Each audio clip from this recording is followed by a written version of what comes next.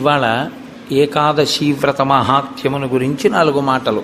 మనకి నోము వ్రతము అని 2 మాటలు కొంచెం జాగ్రత్తగా పరిశీలనం చేయవలసి ఉంటుంది. నోము అన్న మాట స్త్రీలకి సంబంధించి ఉంటుంది సాధారణంగా. వ్రతము అన్న మాట దంపతులకు సంబంధించి ఉంటుంది. దంపతులకు సంబంధించి ఉంటుంది కాబట్టి వివాహానంతరము మాత్రమే వ్రతములు ఉంటాయి. నోములు వివాహపూర్వము ఉంటాయి, వివాహానంతరము ఉంటాయి. వివాహపూర్వము నోము చేసుకునే ముందు దాని ఫలసిద్ధికి చేయవలసినది ఏది అంటే ఆడపిల్ల తల్లిదండ్రులకు నమస్కరించి తండ్రి గారి అనుమతి తీసుకుని నోము చేయాలి. వివాహానంతరము ఆడపిల్ల నోము చేస్తే భర్త గారి పాదములకు నమస్కరించి భర్త అనుమతి తీసుకుని చెయ్యాలి. స్కాంద పురాణంలో దీని మీద ఒక పెద్ద ఆఖ్యానం ఒకటి ఉంది. ఒక వ్యక్తికి 2 భార్యలు. పెద్ద భార్య ఆయన్ని అనువర్తించి ఆయన ఏది చెయ్యమంటే అది చేసేది. ఒకవేళ ఆవిడ ఏదైనా చేద్దాం అనుకుంటే ఆయన పాదములకు నమస్కరించి ఆయన ఆశీర్వచనాన్ని అపేక్షించి అది పొంది చేసేది. చిన్న భార్య పెద్ద భార్య కన్నా ఎక్కువ నోములు నోచేది. కానీ ఆమె భర్త అనుమతి తీసుకోవడం కానీ భర్త పాదములకు నమస్కరించి కూర్చుని చేయడం కానీ ఎప్పుడూ చేసేది కాదు. కాకతాళీయంగా ఈ భర్త 2 భార్యల శరీరములు ఒకరోజే పడిపోతే ఆ భర్త శరీరాన్ని పెద్ద భార్య శరీరాన్ని వాళ్ళ జీవుల్ని స్వర్గలోకానికి తీసుకెడుతున్నారు. చిన్న భార్య శరీరాన్ని నరకానికి తీసుకెళ్ళారు. జీవుణ్ణి తీసుకెడితే ఆవిడ పరివేదన చెందింది. అదేవిడ పెద్ద ఆవిడ కన్నా నేను చాలా చేశాను, నన్ను నరకానికి తీసుకెడుతున్నారు ఏమిటంది. నువ్వు ఎన్ని చేసినా వ్రతమునకు నోమునకు ఒక ప్రధాన నియమం ఒకటి ఉంది. భర్త అనుమతి లేకుండా భర్తకి నమస్కరించకుండా చెయ్యకూడదు.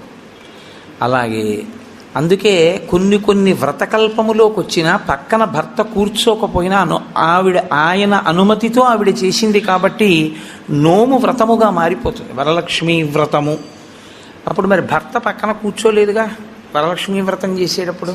అంటే భర్త పాదములకు నమస్కరించి చేసినటువంటి కారణం చేత ఆ నోము వ్రతమే అయిపోతుంది. అది దాని స్వరూపము నోము, కానీ వ్రతంగా ఎప్పుడు మారుతుందంటే భర్త పాదములకు నమస్కరించి. ఎందుకు అలా నియమం పెట్టారు అంటే ఆడదానికి స్వార్థం ఉండదు అని శాస్త్రవాక్కు. వివాహపూర్వము ఆమె ఏది చేసినా మంచి భర్త కొరకు, వివాహానంతరము ఆమె ఏమి చేసినా అత్తమామలు పుట్టింటి వారి యొక్క సౌఖ్యము కొరకు. మరి నీ సౌఖ్యము? నాకు వేరు సౌఖ్యం లేదు, వాళ్ళందరూ సుఖంగా ఉండడమే నా సుఖం అంటుంది. అందుకే ఆడదాని పేరు మీద నెలకి 3 వానలలో 1 వాన. అంత గొప్పది పతివ్రతా ధర్మం. అనసూయమ్మ యొక్క గొప్పతనం అంతా పాతివ్రత్యమే. అటువంటి నోములు కొన్ని, వ్రతములు కొన్ని. వ్రతములు అనేకమైనటువంటి వ్రతములు. మీరు ఆ సిద్ధి విఘ్నేశ్వర వ్రతం దగ్గర నుంచి వరలక్ష్మీ వ్రతం, ఋషి పంచమీ వ్రతం, పౌష్య వ్రతం, ఎన్ని వ్రతాలు ఉంటాయో. ఇన్ని వ్రతాలు చేసేది దీని కొరకు అంటే 1 కామ్యసిద్ధి, 2 చిత్తశుద్ధి. ఏ కోరిక లేకపోతే చిత్తశుద్ధి కొరకు చేసినట్టు, ఏదైనా కోరికతో చేస్తే కామ్యంతో చేసినట్టు. రెండిటినీ అనుగ్రహించగలిగి ఉంటాయి. ఇలా రెండిటిని అనుగ్రహించగలిగినటువంటి వ్రతములు మీరు ఏ కోరిక కోరుకోకపోయినా తప్పకుండా ఇది మాత్రం మీరు చెయ్యండి. చెయ్యడం చేత మీరు ప్రత్యేకంగా కోరకపోయినా మీ మనసులో ఏది ఉంటుందో అది తీరుతుంది అని చెప్తాయి శాస్త్రాలు. నేను మీకు ఒక ఉదాహరణ చెప్పాలంటే వరలక్ష్మీ వ్రతాన్ని ప్రత్యేకమైన కోరికతో ఎవరు చెయ్యరు. వరలక్ష్మీ వ్రతం చేసేస్తారంతే. ఎందుకు వరలక్ష్మీ వ్రతం చేసేస్తారు అంటే దానికి ఒకటే ఫలితం, భర్త దీర్ఘాయుష్మంతుడవడం, పిల్లలు సుఖంగా ఉండడం. ఈ 2 ప్రత్యేకంగా కోరి వ్రతం ఏ ఆడది చెయ్యదు. ప్రతి ఆడదానికి ఉండే కోరిక ఈ 2. కాబట్టి వరలక్ష్మీ వ్రతం ప్రత్యేకంగా చెయ్యాలా కోరికతో, లేకపోతే ఏ కోరిక లేకపోయినా చెయ్యాలా అంటే ఆ కోరిక నీకు ఎప్పుడూ ఉంటుంది కాబట్టి వరలక్ష్మీ వ్రతం చేయడమే. కానీ వ్రతములలో కన్నిటికీ విలక్షణమైనటువంటి వ్రతం ఏకాదశి వ్రతము ఒక్కటే. ఏకాదశి వ్రతం బ్రహ్మచారి చెయ్యాలి, గృహస్థు చెయ్యాలి, వానప్రస్థు చెయ్యాలి, సన్యాసి చెయ్యాలి, నలుగురు చేస్తారు. పైగా మీకు తిథుల యొక్క నిర్ణయం చేత నైమిత్తికములు అని పిలుస్తారు. తిథులు అన్ని సంప్రదాయముల వాళ్ళు ఆ తిథులు చేయరు. సుబ్రహ్మణ్య షష్ఠి వచ్చిందనుకోండి, వైష్ణవులు చెయ్యాలి అని నియమం ఏం లేదు. అలాగే మహాశివరాత్రి వచ్చిందనుకోండి, వైష్ణవులు చెయ్యాలి అని నియమం ఏం లేదు. ఒక్కొక్కసారి హయగ్రీవ జయంతి అని వచ్చిందనుకోండి, స్మార్తులందరూ చెయ్యాలి అని నియమం ఏం లేదు. విశ్వక్సేన జయంతి అని వచ్చిందనుకోండి, అందరూ స్మార్తులు చెయ్యరు. విఘ్నేశ్వర చతుర్థి వచ్చిందనుకోండి, శాక్తేయులు కానీ వైష్ణవులు కానీ చెయ్యాలి అని పట్టుదలతో చేయడం కనపడదు. కానీ ఏకాదశి వ్రతం మాత్రం అన్ని సంప్రదాయముల వాళ్ళు చెయ్యాలి, అన్ని సంప్రదాయముల వాళ్ళు చెయ్యాలి, అన్ని ఆశ్రమముల వాళ్ళు చెయ్యాలి. అంత గొప్ప వ్రతం ఏదైనా ఉంటే అది ఏకాదశి వ్రతం ఒకటే. ఆ ఏకాదశి ప్రతి నెలలోనూ శుక్లపక్షంలో ఒక ఏకాదశి వస్తుంది, కృష్ణపక్షంలో ఒక ఏకాదశి వస్తుంది. కాబట్టి 12 నెలలలో 12 × 2 24 ఏకాదశులు వస్తాయి. ఈ 24 ఏకాదశుల్లో ఏ ఏకాదశి నాడు వ్రతం చెయ్యాలి అంటే 24 ఏకాదశులు వ్రతం చెయ్యాలి. ఒకవేళ 24 ఏకాదశులు కాకుండా అధిక మాసం వస్తే, అధిక మాసంలోని శుక్లపక్ష కృష్ణపక్షాల్లో వచ్చేటటువంటి ఏకాదశి తిథుల యందు కూడా వ్రతం చెయ్యాలి. కాబట్టి ఏకాదశి తిథి నాడు చేయవలసినటువంటి వ్రతానికి మాత్రం ఎక్కడా శాస్త్రములలో ఏ ఆశ్రమము వారికి మినహాయింపు లేదు, అందరూ చేయవలసిందే. ఒక్కొక్క ఏకాదశిని ఒక్కొక్క పేరుతో పిలుస్తారు. ఉదాహరణకి పుత్రైకేకాదశి అని ఒక ఏకాదశి 24 ఏకాదశుల్లో. కానీ మనకి ప్రత్యేకించి ఈ పుష్యమాసంలో వచ్చేటటువంటి ఏకాదశి ముక్కోటి ఏకాదశి అని పిలుస్తారు. ముక్కోటి ఏకాదశి అని పిలిస్తే దాని వెనక రహస్యం ఏమిటి అసలు? ముక్కోటి ఏకాదశి అంటే 3 కోట్ల ఏకాదశి అని. పోనీ దేవతల సంఖ్య చూద్దామా, 33 కోట్లు, 3 కోట్లు కాదు. మరి ముక్కోటి ఏకాదశి అన్న పేరు అసలు ఎందుకు వచ్చింది? 3 కోట్ల ఏకాదశి అన్న పేరు రావడానికి కారణం ఏమిటి అంటే, ఏ ఏకాదశిని విడిచిపెట్టి ఉండడానికి వీలు లేనటువంటి స్థితిలో ఏకాదశి చేయకుండా జీవించేసేవాళ్ళం మనం. ఏ ఆశ్రమంలోనూ కూడా బ్రహ్మచారిగా ఉండగానూ ఏకాదశి లేదు, గృహస్థుగాను ఏకాదశి లేదు. మిగిలిన 2 ఆశ్రమాల గురించి నేను మాట్లాడను, ఎందుకంటే వాటిని స్పృశించి మాట్లాడే అధికారం నాకు లేదు. కాబట్టి ఈ 2 ఆశ్రమాల్లోనూ ఏకాదశి చెయ్యట్లేదు. మరి అంత గొప్ప ఏకాదశి వ్రతాన్ని చెయ్యకపోతే పాడైపోతున్నాడు. కాబట్టి ఏ ఏకాదశి నాడు వ్రతం చేస్తే 3 కోట్ల ఏకాదశులు చేసినటువంటి ఫలితం వస్తుందో ఆ ఏకాదశికి ముక్కోటి ఏకాదశి అని పేరు. కాబట్టి 3 కోట్ల ఏకాదశులు చెయ్యడము అంటే ఈ ఉపాధితో ఉండగా చేసేవి 3 కోట్ల ఏకాదశులు ఒక్కనాటికి ఉండవు. ఈ ఉపాధి కాకుండా పూర్వం పొందినటువంటి తిర్యక్ ఉపాధులు కానీ, హీనోపాధులు కానీ, జంతువులు మొదలైనటువంటి ఉపాధులు కానీ వాటికి ఏకాదశి వ్రతం లేదు. మరి 3 కోట్ల ఏకాదశులు నువ్వు చేసినట్టు అన్న ఫలితాన్ని మీకు ఎలా ఇస్తారు అంటే, ఈ శరీరంతో 3 కోట్ల ఏకాదశులు చేయడానికి కావలసిన నాళ్ళు బ్రతకడానికి ఆయుర్దాయాన్ని ఈశ్వరుడు నీకు ఇస్తే, 3 కోట్ల ఏకాదశులు చెయ్యగలిగితే నిరంతరంగా ఎంత పెద్ద ఫలితం నీకు సంప్రాప్తిస్తుందో అంత పెద్ద ఫలితాన్ని ఈశ్వరుడు అనుగ్రహించి సంవత్సరంలో కనీసం ముక్కోటి ఏకాదశి చేసినటువంటి వాడి ఖాతాలో వేస్తాడు. అంటే నైమిత్తిక తిథిగా ముక్కోటి ఏకాదశి అంత విశేషమైనటువంటి స్థితిని పొంది ఉంటుంది. ముక్కోటి ఏకాదశి నాడు ఏం జరిగితే ఈశ్వరుడు ఈ స్థితిని ఇచ్చాడు? ముక్కోటి ఏకాదశి నాడు 2 జరిగాయి అని చెప్తారు. ఒకటి, అమృతం పాలసముద్రంలోంచి పైకొచ్చింది. 2, ముక్కోటి ఏకాదశి నాడే పరమేశ్వరుడు హాలాహలాన్ని భక్షణ చేశాడు. పరమేశ్వరుడు లోకం కోసం హాలాహలాన్ని భక్షించాడు కాబట్టి ఆ రోజున మేమేమీ తినకుండా ఉంటామంటారు శైవులు. అమృతాన్ని లోకం కోసం ఉత్పాదించి మహాకూర్మంగా పాలసముద్రంలో పడుకుని తన వీపు అంత ఒరుసుకుపోతున్నా దేవతలకు అమృతోత్పాదనం చేసి వాళ్ళని కాపాడి రాక్షసుల్ని మోహిని రూపంలో నిగ్రహించాడు కాబట్టి విష్ణు స్వరూపం కోసం మేము ఉపవాసం ఉంటున్నామంటారు వైష్ణవులు. విష్ణువు అంత గొప్ప స్థితిని పొంది దేవతలకి రాక్షసులకి అమృతాన్ని పంచేటప్పుడు రాక్షసులకు చిక్కకుండా దేవతలకి పంచడానికి కావలసిన మోహ పెట్టగలిగినంత సౌందర్యాన్ని అమ్మవారిని ఉపాసన చేసి పంచగలిగాడు కాబట్టి అమ్మవారు ఈ అదృష్టాన్ని కల్పించింది కాబట్టి మేము ఉపవాసం ఉంటామంటారు శాక్తేయులు. అసలు ఇన్ని కార్యాలు జరిగాయి అంటే ఏ విఘ్నం లేకుండా చేసినవాడు మా గణపతే కాబట్టి మేము ఈ రోజున ఉపవాసం ఉంటామంటారు గణాపత్యుడు. ముక్కోటి ఏకాదశి నాడు మీరు చెయ్యండి అని చెప్పవలసిన అవసరం లేకుండా అన్ని సంప్రదాయముల వాళ్ళు ఉపవాసం ఉండడానికి కారణం బాహ్యంలో అది.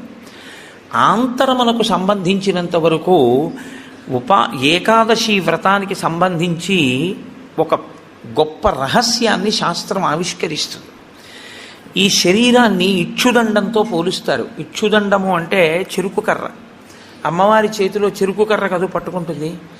మనకి భగవంతుడిచ్చినటువంటి చాలా గొప్ప వరం ఏమిటో తెలుసా అండి? మన ముఖం మనకి కనపడకుండా చేయడం. ఒక్క సెల్ ఫోన్ దొరికితేనే వాడు మైమరిచిపోయి 2 వీలర్ మీద సెల్ ఫోన్ చెవి దగ్గర పెట్టుకుని యాక్సిడెంట్లు చేస్తున్నాడు. ఎవడి ముఖం వాడికి కనపడింది అనుకోండి, ఇంకా ఇతరాలు ఎందుకు చూస్తాడు? వాడి ముఖం వాడు చూసుకుంటూ కూర్చుంటాడు. అద్దం దొరికింది అనుకోండి, ఎందుకంత సంతోషం? ఎవడికి వాడంత అందగాడు వాడికి లేడు. ఆ అద్దం చూసుకుంటూ మురిసిపోతుంటాడు పసిపిల్లల దగ్గర నుంచి. తన స్వరూపము, స్వ అన్న మాట వాడడం కూడా మంచిది కాదు. ఎందుకంటే శంకరాచార్యులు వారు స్వరూప అన్న మాటని వేరొక చోట వాడతారు. స్వరూపానుసంధానం భక్తిరిత్యభిధీయతే అంటారు.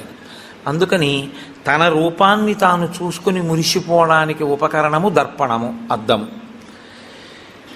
ఎప్పుడూ మనకెలా ఉంటుందంటే చెరుకు కర్రకి కింద నుంచి పై వరకు మీరు ఎక్కడ కొరకండి తీపే, అలాగే మన శరీరం అంటే కింద నుంచి పై వరకు మనకి తీపే. ఈ శరీరంలో అబ్బాయి బొట్టు పెట్టుకోరా అన్నారనుకోండి, వాడికి బొట్టు పెట్టుకోవడానికి చిన్నతనం. బొట్టు పెట్టుకుంటే వాడి అందం అంతా ఏదో పాడైపోతుందని వాడికి ఒక భ్రాంతి. అందుకని వాడు బొట్టు పెట్టుకోడు. వాడు బొట్టు పెట్టుకోక ఏం కోల్పోతున్నాడో వాడికి తెలియదు. తెలియక బొట్టు పెట్టుకోవడానికి పెద్ద భేషజం. నిజంగా నువ్వు పెట్టుకున్న బొట్టు నీకు సాంప్రదాయికమైన సౌందర్యాన్ని, ఎంత సౌందర్యాన్ని తీసుకొస్తుందో నీకు తెలియదు. ఈశ్వరుడు పుట్టుమచ్చ తీసుకొచ్చి పెట్టుంటే ఏం చేస్తావు? పెట్టుకోరా అన్న బొట్టు మాత్రం పెట్టుకోవడానికి మనకు అంత కష్టం ఎందుకని? అయ్యి బాబోయ్, ఈ శరీరం యొక్క అందం ఏమైపోతుందో అని. కానీ శాస్త్రం అంటుంది అసలు 84 లక్షల జీవరాశులలో ఈశ్వర పథంలో నడవడానికి అనువైనటువంటి ఉపాధి ఒక్క మనుష్య ఉపాధి మాత్రమే. ఏకాదశి వ్రతం జంతువుకుందా? లేదు, మనుష్యునికే ఉంది. భగవన్నామని చెప్పగలిగినటువంటి అదృష్టం ఇతర ప్రాణికుందా? ఒక్క మనుష్యుడికి ఉంది. భగవత్ పూజ చేసేటటువంటి అదృష్టం ఇతర ప్రాణికుందా? ఒక్క మనుష్యునికే ఉంది. ఇన్ని అదృష్టములు మనుష్యునకు ఉన్నా మనుష్యుడు దేని కొరకు వీటన్నిటినీ విడిచిపెడతాడు అని అడిగింది. అంటే దాన్ని చాలా గొప్ప రహస్యమైనటువంటి విధి విధానంలో కట్టడి చేసి మనిషికి భోగమునందు ఉండేటటువంటి లాలసని ఈశ్వరుడు నిరూపణం చేస్తాడు. ఉపాసన కాలమంతా దక్షిణాయనం, దక్షిణాయనం అంతా ఉపాసన, ఉత్తరాయణం అంతా తరిస్తాడు. బాగా చదువుకోవలసిన సమయంలో చదువుకున్నవాడు పరీక్షలు రాసినప్పుడు రాసి ఇంక సెలవుల్లో ఆడుకున్నట్టు. దక్షిణాయనంలో ఉపాసన చేయడానికి అడ్డొచ్చేది అంటే ప్రకృతి. ప్రకృతి బాహ్య ప్రకృతి, ఇక్కడ ఉండేటటువంటి ప్రకృతి అంటే బ్రహ్మాండ ప్రకృతి, పిండాండ ప్రకృతి. మీరు చూడండి, దక్షిణాయనం ఆషాఢమాసం దగ్గరలో ప్రారంభం అవుతుంది. ఆషాఢమాసం దగ్గర నుంచి ఇంకా మీకు వరస అన్నీ ఈశ్వరోపాసనకి సంబంధించినవి. విఘ్నేశ్వర వ్రతకల్పం కానివ్వండి, లేకపోతే శ్రావణ మాసం శుక్రవారాలు కానివ్వండి, మంగళగౌరీ వ్రతం కానివ్వండి, ఆ తర్వాత వచ్చేటటువంటి శరత్కాలంలో వచ్చే దేవీ నవరాత్రులు కానివ్వండి, తదనంతరం కార్తీకం, మార్గశీర్షం, పుష్యం, మాఘం, ఇవన్నీ విశేషమైనటువంటి ఆరాధన. భగవంతుణ్ణి ఆరాధించి మిక్కుటమైన ఫలితాన్ని పొందడానికి కావలసిన తిథులన్నీ అక్కడే ఉంటాయి. కానీ ఈయన ఎందుకు లేవలేడు, ఎందుకు ప్రాతకాల స్నానం చెయ్యలేడు? ఒక్కటే కారణం, గాలి అక్కర్లేదు, ఉన్న తలుపులు వేసేస్తే చాలు. కొత్తగా ఏసీ అక్కర్లేదు, ఓ పల్చటి దుప్పటి మీద పడేసుకుంటే చాలు, చక్కగా నిద్ర పట్టేస్తుంది.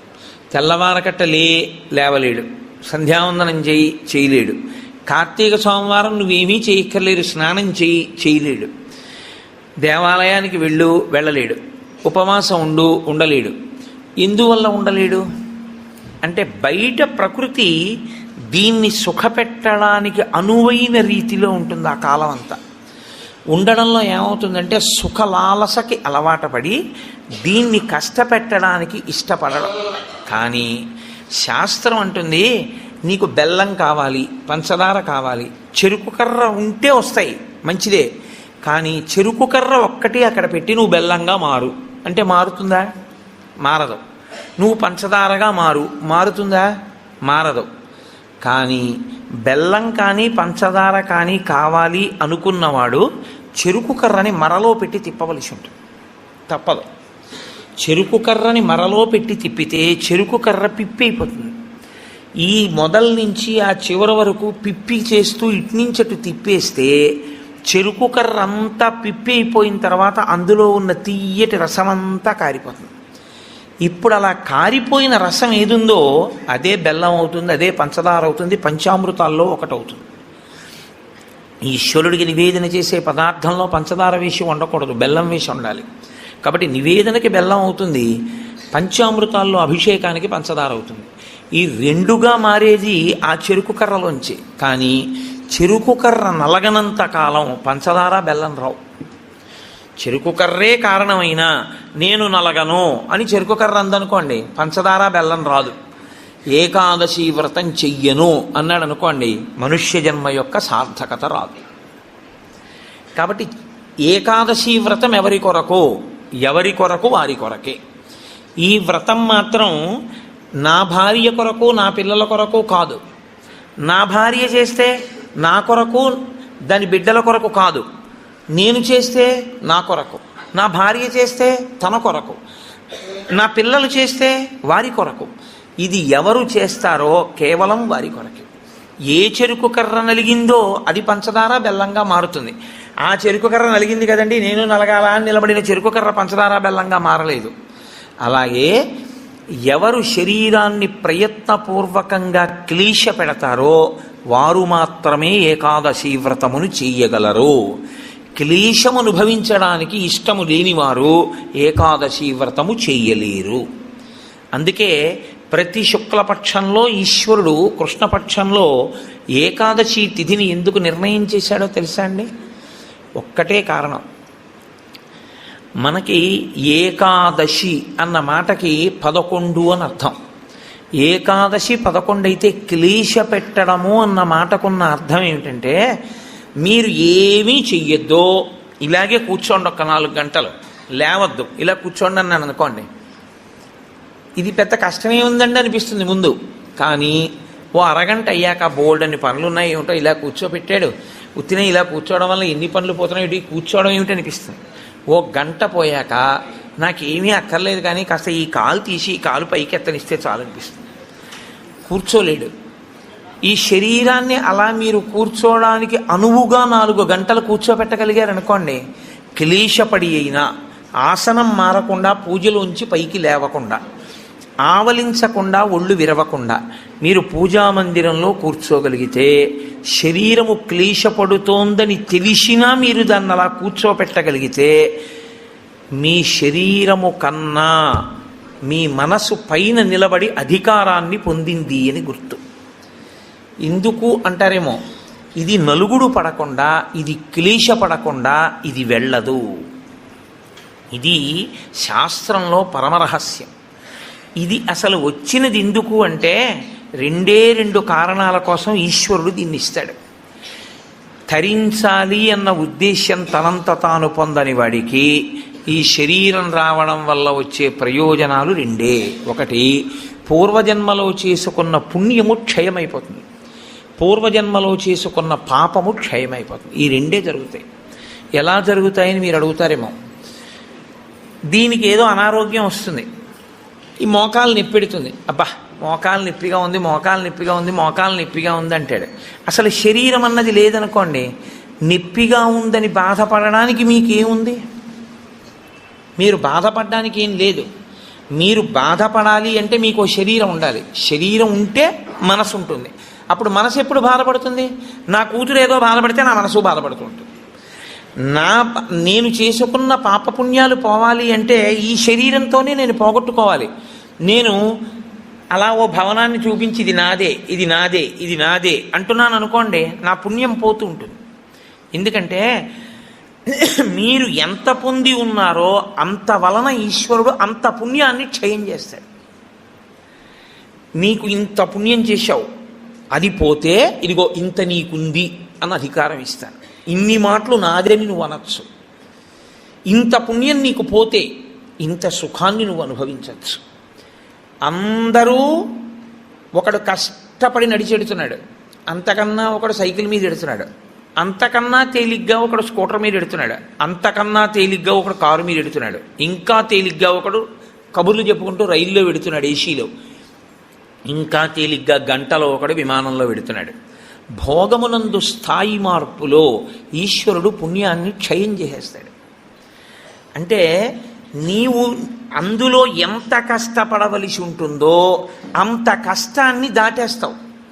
ఓ 1000 కిలోమీటర్లు ప్రయాణం చెయ్యవలసి వస్తే, నిజంగానూ పాదచారి అయి నడవవలసి వస్తే పడవలసిన క్లేశాన్ని 2 గంటల్లో ఓ సీట్లో కూర్చుని ఏసీలో పేపర్ చదువుకుని వెళ్ళిపోయావు. వెళ్ళిపోవడం వరకు బాగానే ఉంటుంది, వెళ్ళిపోయిన కారణం చేత నీ పుణ్యం క్షయమైపోతుంది. నిన్ను విమానంలో పంపించానా లేదా 2000 కిలోమీటర్లు? ఉత్తినే వెళ్ళావా? డబ్బు ఇచ్చాను కాబట్టి టికెట్ కొనుక్కున్నావు. డబ్బు ఎక్కడి నుంచి వచ్చింది అనుకుంటున్నావు? చేసిన పుణ్యం పోతే వచ్చింది. కాబట్టి ఇప్పుడు ఈశ్వరుడు పుణ్యాన్ని తగ్గిస్తాడు. పుణ్యాన్ని తగ్గిస్తూ ఐశ్వర్యమునిచ్చి క్షయం చేసేస్తాడు భోగంగా. మీరు అనుభవించకపోయినా నాదని పోగొట్టేస్తాడు. నాది అంటూ ఉండడం వల్ల పోతూ ఉంటుంది. ఇప్పుడు పెద్ద ప్రారంధం ఎక్కడొస్తుందంటే, గత జన్మలలో చేసిన పుణ్యం క్షయమైపోయి వారసుడికి ఆస్తిగా వెళ్ళిపోతుంది. మీరు కొంచెం జాగ్రత్తగా నేను చెప్పే తర్కాన్ని పట్టుకోవాలి. ఓ 1,00,000 రూపాయలు కష్టపడి కష్టపడి కష్టపడి కష్టపడి కష్టపడి దాచాడు, ఇదంతా నాది నాది నాది, నేను ఎవరికి ఇవ్వను, నేను ఎవరికి ఇవ్వనన్నాడు, వెళ్ళిపోయాడు. ఎవరికి ఎడుతుంది అది? కొడుక్కో కూతురుకో వెళ్ళిపోతుంది.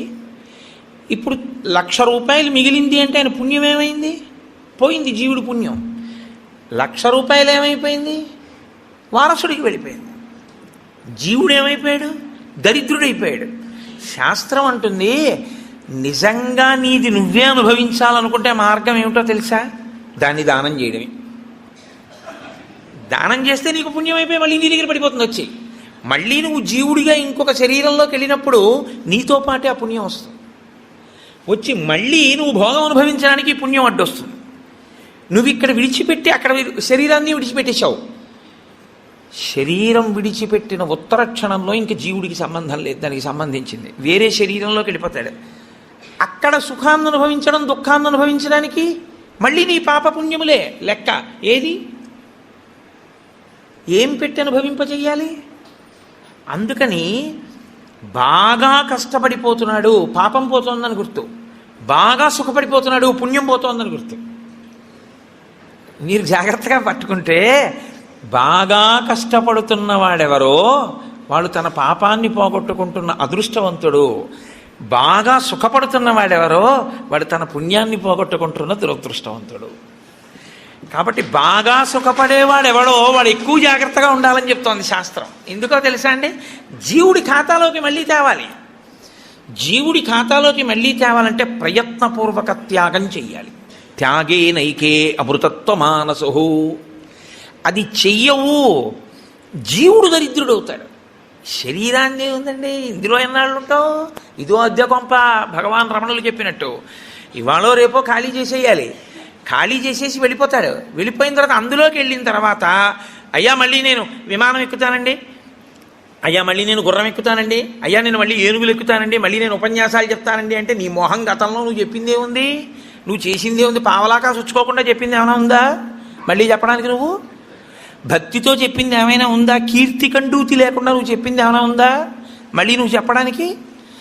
నువ్వు ఏదీ కోరకుండా ఈశ్వరుణ్ణి నమ్మి ఇలా పెట్టింది ఏమైనా ఉందా? దాన్ని అక్షయం ఈశ్వరుడు చేయడానికి. పుణ్యమన్న కోరికతో కాదు, ఈశ్వరుడు ఇచ్చాడు ఈశ్వరుడికి ఇస్తున్నాను అని ఇవ్వగలవా? భవతే విష్ణుస్వరూపాయతే అంటూ ఇవ్వగలవా? అలా ఇవ్వగలిగితే అక్షయం చేస్తాడు ఈశ్వరుడు దాన్ని. నువ్వు ఇచ్చిన రూపాయి ₹1,00,00,000 అయిపోతుంది పుణ్యంలో. అది చమత్కారం. అది అసలు జీవన విధానమునందుండేటటువంటి పెద్ద రహస్యం. అందుకే ధర్మశాస్త్రం ఎంత దాచాలి, ఎంత ఖర్చు పెట్టాలి, ఎంత దానం చెయ్యాలి కూడా చెప్పేసింది. తనకి కావలసినంత ఖర్చు పెట్టుకోనివాడు తనని తాను ఖేద పెట్టుకున్నవాడు. తనకి కావలసిన దానికన్నా ఎక్కువ ఖర్చు పెట్టినవాడు తన భవిష్యత్ తరాలకి ద్రోహం చేసినవాడు. తనకి కావలసిన కన్నా ఖర్చు పెట్టడం అంటే అసలు నీకున్నదంతా దానం చేయమని శాస్త్రం చెప్పదు. ఎందుకో తెలుసా అండి? గృహస్థుకి నియమం ఉంది, బిడ్డలకి విడిచిపెట్టాలి, విడిచిపెట్టకుండా వెళ్ళకూడదు.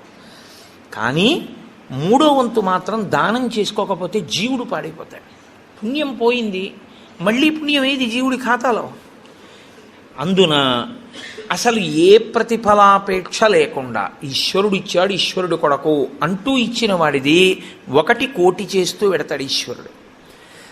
కాబట్టి క్లేశము లేక నీవు తరించలేవు. ఇది సనాతన ధర్మమునందు అంతర్లీనమైనటువంటి ప్రతిపాదన. మీ జీవితంలో మీరు ఎప్పుడూ మీ కొరకు మీరు కాకుండా మీరు పక్కవారి కొరకు కూడా ఏదో చేస్తూ ఉండాలి. దేని కొరకు అంటే వాడికి లేనివాడని కాదు. భవతే విష్ణుస్వరూపాయతే. ఆ విష్ణువే నన్ను తరింపచేయడానికి అక్కడ పుచ్చుకునేవాడిగా నిలబడ్డాడు. ఆయన అలా నిలబడకపోతే నా పుణ్యం ఎలా వృద్ధి పొందుతుంది? నా జీవుడికి ఖాతాలో ఎలా పడుతుంది ఐశ్వర్యం? కాబట్టి విష్ణువే వచ్చి లేనివాడిగా నించుని నా దగ్గర పుచ్చుకుంటున్నాడు.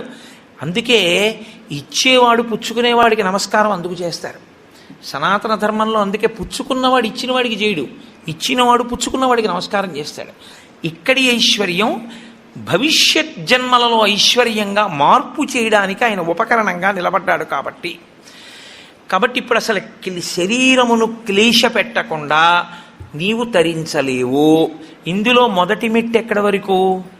పునర్జన్మ సిద్ధాంతమును అంగీకరించినప్పుడు జీవుడు మళ్ళీ శరీరాన్ని తీసుకుంటే అన్న దగ్గర నువ్వు ఏదో ఒకటి చెయ్యాలి. ఏమండి నా దగ్గర అంత డబ్బు లేదు, ఈశ్వరుడి పల్లకి మొయ్యి. ఏమండి నేను పల్లకి మొయ్యలేను, కూర్చుని భగవత్కథ వినగలవా? విను. నేను భగవత్కథ కూడా వినలేను, పోని నామం చెప్పగలవా? చెప్పు. నేను నామం కూడా చెప్పలేను పైకి, పోని నోట్లో అనుకోగలవా? అనుకో. స్మరణం, మనసుతో ఈశ్వరుణ్ణి స్మరించగలవా? స్మరించు. నువ్వు ఏది చేసినా పుణ్యమే. నువ్వు ఈశ్వరుడితో ఎలాగైనా దగ్గరి సంబంధాన్ని పెట్టుకుంటే నువ్వు నిచ్చెన ఎక్కుతున్నవాడివే. ఇందులో మళ్ళీ 2 మార్గాలు ఉంటాయి. మొదటి మార్గము ఉత్తర జన్మల యందు జీవుణ్ణి సుసంపన్నుణ్ణి చేసుకోవడం. ఎందుకో తెలుసా అండి? ఉత్తరాయణంలో వెళ్ళిపోయాడు అంటారు. ఉత్తరాయణంలో వెళ్ళిపోయాడు అంటే దక్షిణాయనంలో వెళ్ళిపోయినవాడు నిర్భాగ్యుడు అని కాదు దాని అర్థం. ఉత్తరాయణంలో వెళ్ళిపోయినవాడు అంటే ఏంటంటే చేసుకోవలసిందంతా చేసుకుని వెళ్ళిపోయినవాడు అని. దక్షిణాయనంలో చేసుకోవలసిందంతా చేసేసుకున్నవాడు ఉత్తరాయణంలో పెడతారు కదండి. అంటే చేసుకోవలసిన పుణ్యం అంతా చేసేసుకున్నవాడు దక్షిణాయనంలో వెళ్ళినా ఒకటే, ఉత్తరాయణంలో వెళ్ళినా ఒకటే. ఇప్పుడు ఈ చేసుకునే పుణ్యం 2 కింద విభాగం చేస్తాడు ఈశ్వరుడు. ఒకటి మళ్ళీ వచ్చే జన్మకి పెట్టుబడిగా నువ్వు వాడుకోవలసింది. 2 అసలు జన్మే అక్కర్లేదని ఈశ్వరుడితో కలిసిపోవలసింది. ఈ రెండిటిలో నీకు ఇంకా వచ్చే జన్మలో కూడా ఏదో వెలగబెట్టేద్దామన్న కోరికుంటే మొదటి మార్గం. అసలు నేను అలా వెలగబెట్టేద్దామన్న కోరిక నాకు లేదు, మహాప్రభో మళ్ళీ నాకు ఈ ధర్మశాస్త్రాలు ఈ సూక్ష్మాలు తెలుస్తాయో తెలియవో, కొంపతీసా జన్మలో మళ్ళీ నేను అన్నీ దాచుకుని వెళ్ళిపోతే అప్పుడు ఏమైపోవాలి జీవుడు? నాకు అది వద్దు ఇది వద్దు, నాకు అది సున్నైపోవాలి, ఇది సున్నైపోవాలి. పాపము పుణ్యము రెండు ఉండకూడదు నాకు. ఇప్పుడు పాపము లేదు, పుణ్యము లేదు. ఇప్పుడు రెండూ లేనప్పుడు ఈ శరీరం ఎందుకు అనుభవించడానికి? పాపానుభవానికి శరీరం, పుణ్యానుభవానికి శరీరం. పాపానుభవం లేదు, పుణ్యానుభవం లేదు, ఇంక ఈ శరీరం ఎందుకు నీకు? కాబట్టి ఇవ్వడు ఈశ్వరుడు. ఈశ్వరుడు ఇవ్వకుండా ఉండాలి అంటే పాపమును పుణ్యమును కాల్చాలి. పాపమును పుణ్యమును కాల్చడానికి నీకెంత పాపం ఉందో నీకు తెలుసా? నీకెంత పుణ్యం ఉందో నీకు తెలుసా? తెలియదు. ఈశ్వరుడు అన్నాడు, నీవు నీ జేబులో ఉన్న 10 రూపాయలు ఇంకోడికి ఇచ్చేయడం కష్టమైనా క్లేశపడి ఇవ్వడం వల్ల పుణ్యం ఇచ్చినట్టే, ఈశ్వరుణ్ణి చేరుకోవడం కోసం నీకిచ్చిన తెప్పయైన ఈ శరీరాన్ని క్లేశ పెట్టడానికి ఏకాదశి వ్రతాన్ని నిర్ణయం చేశాడు.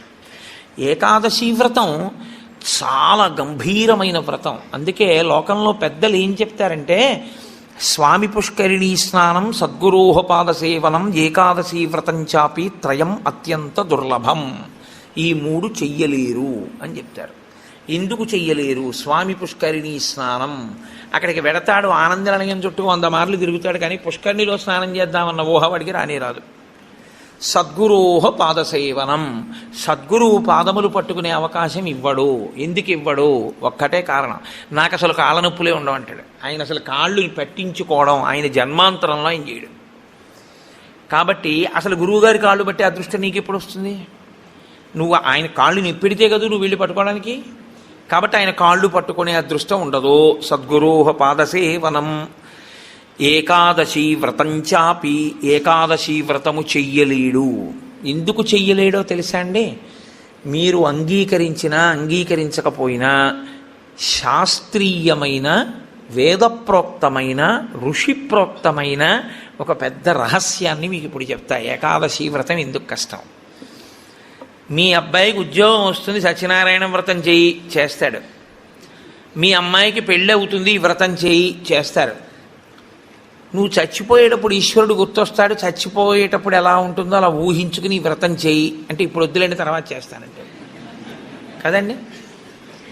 ఏకాదశి వ్రతం నిజానికి అంతే. ఏకాదశి వ్రతం ఎందుకు చేయిస్తారో తెలుసా అండి? ఉపవాసం, అన్నం తినకూడదు. అన్నం తినకపోవడం కాదు, అన్నాన్ని పచనం చెయ్యడానికి కావలసిన సంభారములను స్పృశించి పచన ప్రయత్నమునందు నిమగ్నము కాకూడదు. అంటే ఏకాదశి నాడు ఉపవాసం ఉండి ద్వాదశి నాడు కాకరకాయ పులుసు పెట్టి వండుకుందామా, వేపుడు చేసుకుందామా అని ఆలోచించకూడదు. ద్వాదశి పారణ కోసం ఏకాదశి నాడు కాయగూరలు తరుక్కోకూడదు. ద్వాదశి నాటికి పనికొస్తుందని ఇవాళ పప్పు నానపోయకూడదు. అంటే అసలు మీ శరీరమును పోషించుకోవడానికి కావలసిన ఏ పనిని ఏకాదశి నాడు చేయకూడదు. మరి ఇంక ఏకాదశి నాడు ఏం చేయాలి? అసలు చాలా నిష్కర్షగా మాట్లాడితే నిర్జలోపవాసం, ముక్కోటి ఏకాదశి. నీటిని త్రాగకూడదు, ఉమ్ము మింగకూడదు. ఈ నిర్జలోపవాసం ఎందుకు చేయిస్తారో తెలుసా అండి? పిచ్చాడా, మనుష్యులలో 199 మంది తెలిసే వెళ్ళిపోతారు. అకస్మాత్తుగా అనాయాసంగా వెళ్ళడం మహాదృష్టవంతులకి తప్ప జరగదు. నాకు కాకినాడలో మొన్న తెలుసున్నవారు ఒకరు ఏదో అట్టేస్తానని కూతురికి, ఏమిటో మంటగా ఉండు అని వెళ్ళి మొక్కలకి నీళ్లు పోసి పడుకొని ఏదో చెప్తూ ఇలా అలా ఉండిపోయింది. అంతే. ఏమైందంటే వెళ్ళిపోయింది, అంతే, ప్రాణోత్క్రమణం అయిపోయింది. అది అందరికీ పట్టే భాగ్యం కాదు, చాలా కష్టం, అలా వెళ్ళరు. సాధారణంగా 199 మంది వెళ్ళే మార్గం ఏమిటంటే, రెండిటిని ఎండగట్టి పంపుతారు. ఒకటి నీరివ్వరు, 2 అన్నం పెట్టరు. ఎందుకని అంటారేమో, తీసుకెళ్ళి ఎక్కడ పడుకోబెడతారు ఇంటెన్సివ్ కేర్ యూనిట్లో.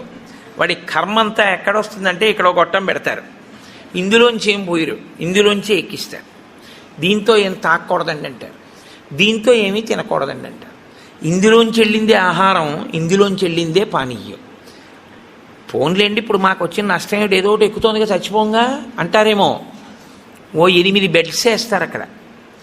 అకస్మాత్తుగా వీడికి పెటిడ్రిన్ ఇంజెక్షన్ ఇచ్చి వీడు పడుకుని ఉంటే 11ంటికి గొళ్ళుమని ఏడుపు వినపడుతుంది. 3వ బెడ్ మీద వాడిని స్ట్రెచ్చర్ మీద బయటికి తీసుకెళ్ళిపోతూ ఉంటారు. వీడికి గుండెలు గుబక్కుమంటాయి. 11 మంచాలు ఉండేవి. 3వ మంచం వాడు వెళ్ళిపోయాడు. వీడు 8వ మంచం వాడు అయితే పర్వాలేదు, వీడు 1, 2 అయ్యాడు అనుకోండి. వీడి కర్మే. నేను చూశానండి, నేను యథార్థంగా చూశాను ఒక హాస్పిటల్లో. నేను దీన్నేమి హాస్యంగా చెప్తున్నానని మీరు అనుకోకండి. 3 మంచాలలో మధ్య మంచం ఆయన వెళ్ళిపోయాడు. నేను చూస్తున్నాను, ఎవరో కాదు మా బంధువే. ఏడుస్తుంటే డాక్టర్లు అన్నారు, అమ్మ ఇక్కడ ఏడవకూడదు, నిశ్శబ్దంగా తీసుకెళ్ళి బయట ఏడవండి అన్నారు. ఎందుకంటే వాళ్ళు వెళ్ళిపోతారు గట్టిగా ఏడిస్తే, ఏడవకూడదన్నారు. నిజమే అది. వాడు అప్పటికే, నేను వెళ్ళిపోయిన వాడిని చూడటం లేదు, 1, 3 మంచాల వాళ్ళని చూస్తున్నాను. వాళ్ళు వీడు వెళ్ళిన మార్గం మూసుకుపోవుగాక అని వాళ్ళిద్దరు అలా చూస్తున్నారు. వీడు అదే వ్యాధితో జాయిన్ అయిన వాడికి ఎంత భయంగా ఉంటుందండి. గబాలను గోనుగుడలో బారేసి దగ్గర చేసి పట్టుకెళ్ళిపోతున్నారు బయటికి. పట్టుకెళ్ళిపోతుంటే ఆ బయటికి తీసుకెళ్ళిన తర్వాత ఇలా కిటికీలోంచి చూస్తే ఏం చేస్తున్నారో అన్నీ కనపడుతున్నాయి. కనపడుతుంటే వీడికి ఎలా ఉంటుంది, వీడి పరిస్థితి ఎలా ఉంటుంది? నాన్న రామకృష్ణ అనుకో ఇప్పుడు, అంటే నీ మొహం ఇట్లా ఎక్కడంటానంటో, తినలేడు, తాగలేడు, బయటికి వెళ్ళలేడు, తింటే తప్ప తాగితే తప్ప నిద్ర పట్టడం అలవాటుగా చేసుకుని ఉన్నవాడు. కడుపు నిండా తింటే కనుబడిపోతుంది. అందుకని రాత్రి అయ్యేటప్పటికీ బాగా తినేసి పడుకోవడం, నిద్రైపోవడం, మళ్ళీ లేవడం, మళ్ళీ తింటూ ఉండడం, ఇది అలవాటైపోయింది చాలా కాలంగా. ఇప్పుడు కాదు, కోట్ల జన్మలుగా జీవుడు అలవాటు చేసుకున్నాడు దీన్ని. ఇప్పుడు తినకుండా తాగకుండా ఈశ్వరుణ్ణి నామం కూడా చెప్పు, ఇంతకన్నా క్లేశం ఇంకోటి ఏముంటుందండి? తినద్దంటే క్లేశం, తాగద్దంటే క్లేశం. పోనీ తినద్దు తాగండవు, తాగద్దు తినండవు. తినద్దు తాగద్దని ఊరుకోడు, భగవన్నామని చెప్పమంటాడు. తినద్దనేటప్పటికే ఏమవుతుందంటే, ఏకాదశి నాడు ఉపవాసం చేయండి అన్నాను అనుకోండి, ఇంకో దోశ ఇవాళ తినేద్దామండి రేపంతా ఉపవాసం అంటే. కాబట్టి తినద్దు అంటే భయం, తాగద్దు అంటే భయం. తినద్దు తాగద్దు అని ఊరుకోరు.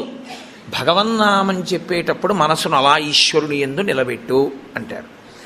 ఇప్పుడు ఈ 3 సాధించడం మీ పిల్లల కోసం కాదు, మీ భర్త కోసం కాదు, భార్య కోసం కాదు. ఎవరి కోసం? ఎవరికి వారి కోసం.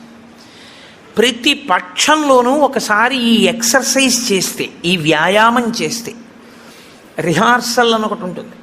అంటే చూడండి, ఒక నృత్య ప్రదర్శన చేసేవాళ్ళు 10 మాటలు బయట వేసుకుంటారు. ఒకసారి ఇలా వేద్దాం, ఇలా వేద్దాం, దాన్ని తీసుకొచ్చి చిట్ట చివర ఒకసారి రంగస్థలం మీద వేసేస్తారు. అలాగే ప్రతి పక్షంలోనూ ఒకసారి రిహార్సల్ వేస్తాడు, వెళ్ళిపోయేటటువంటి పద్ధతిని ఊహ చేస్తాడు.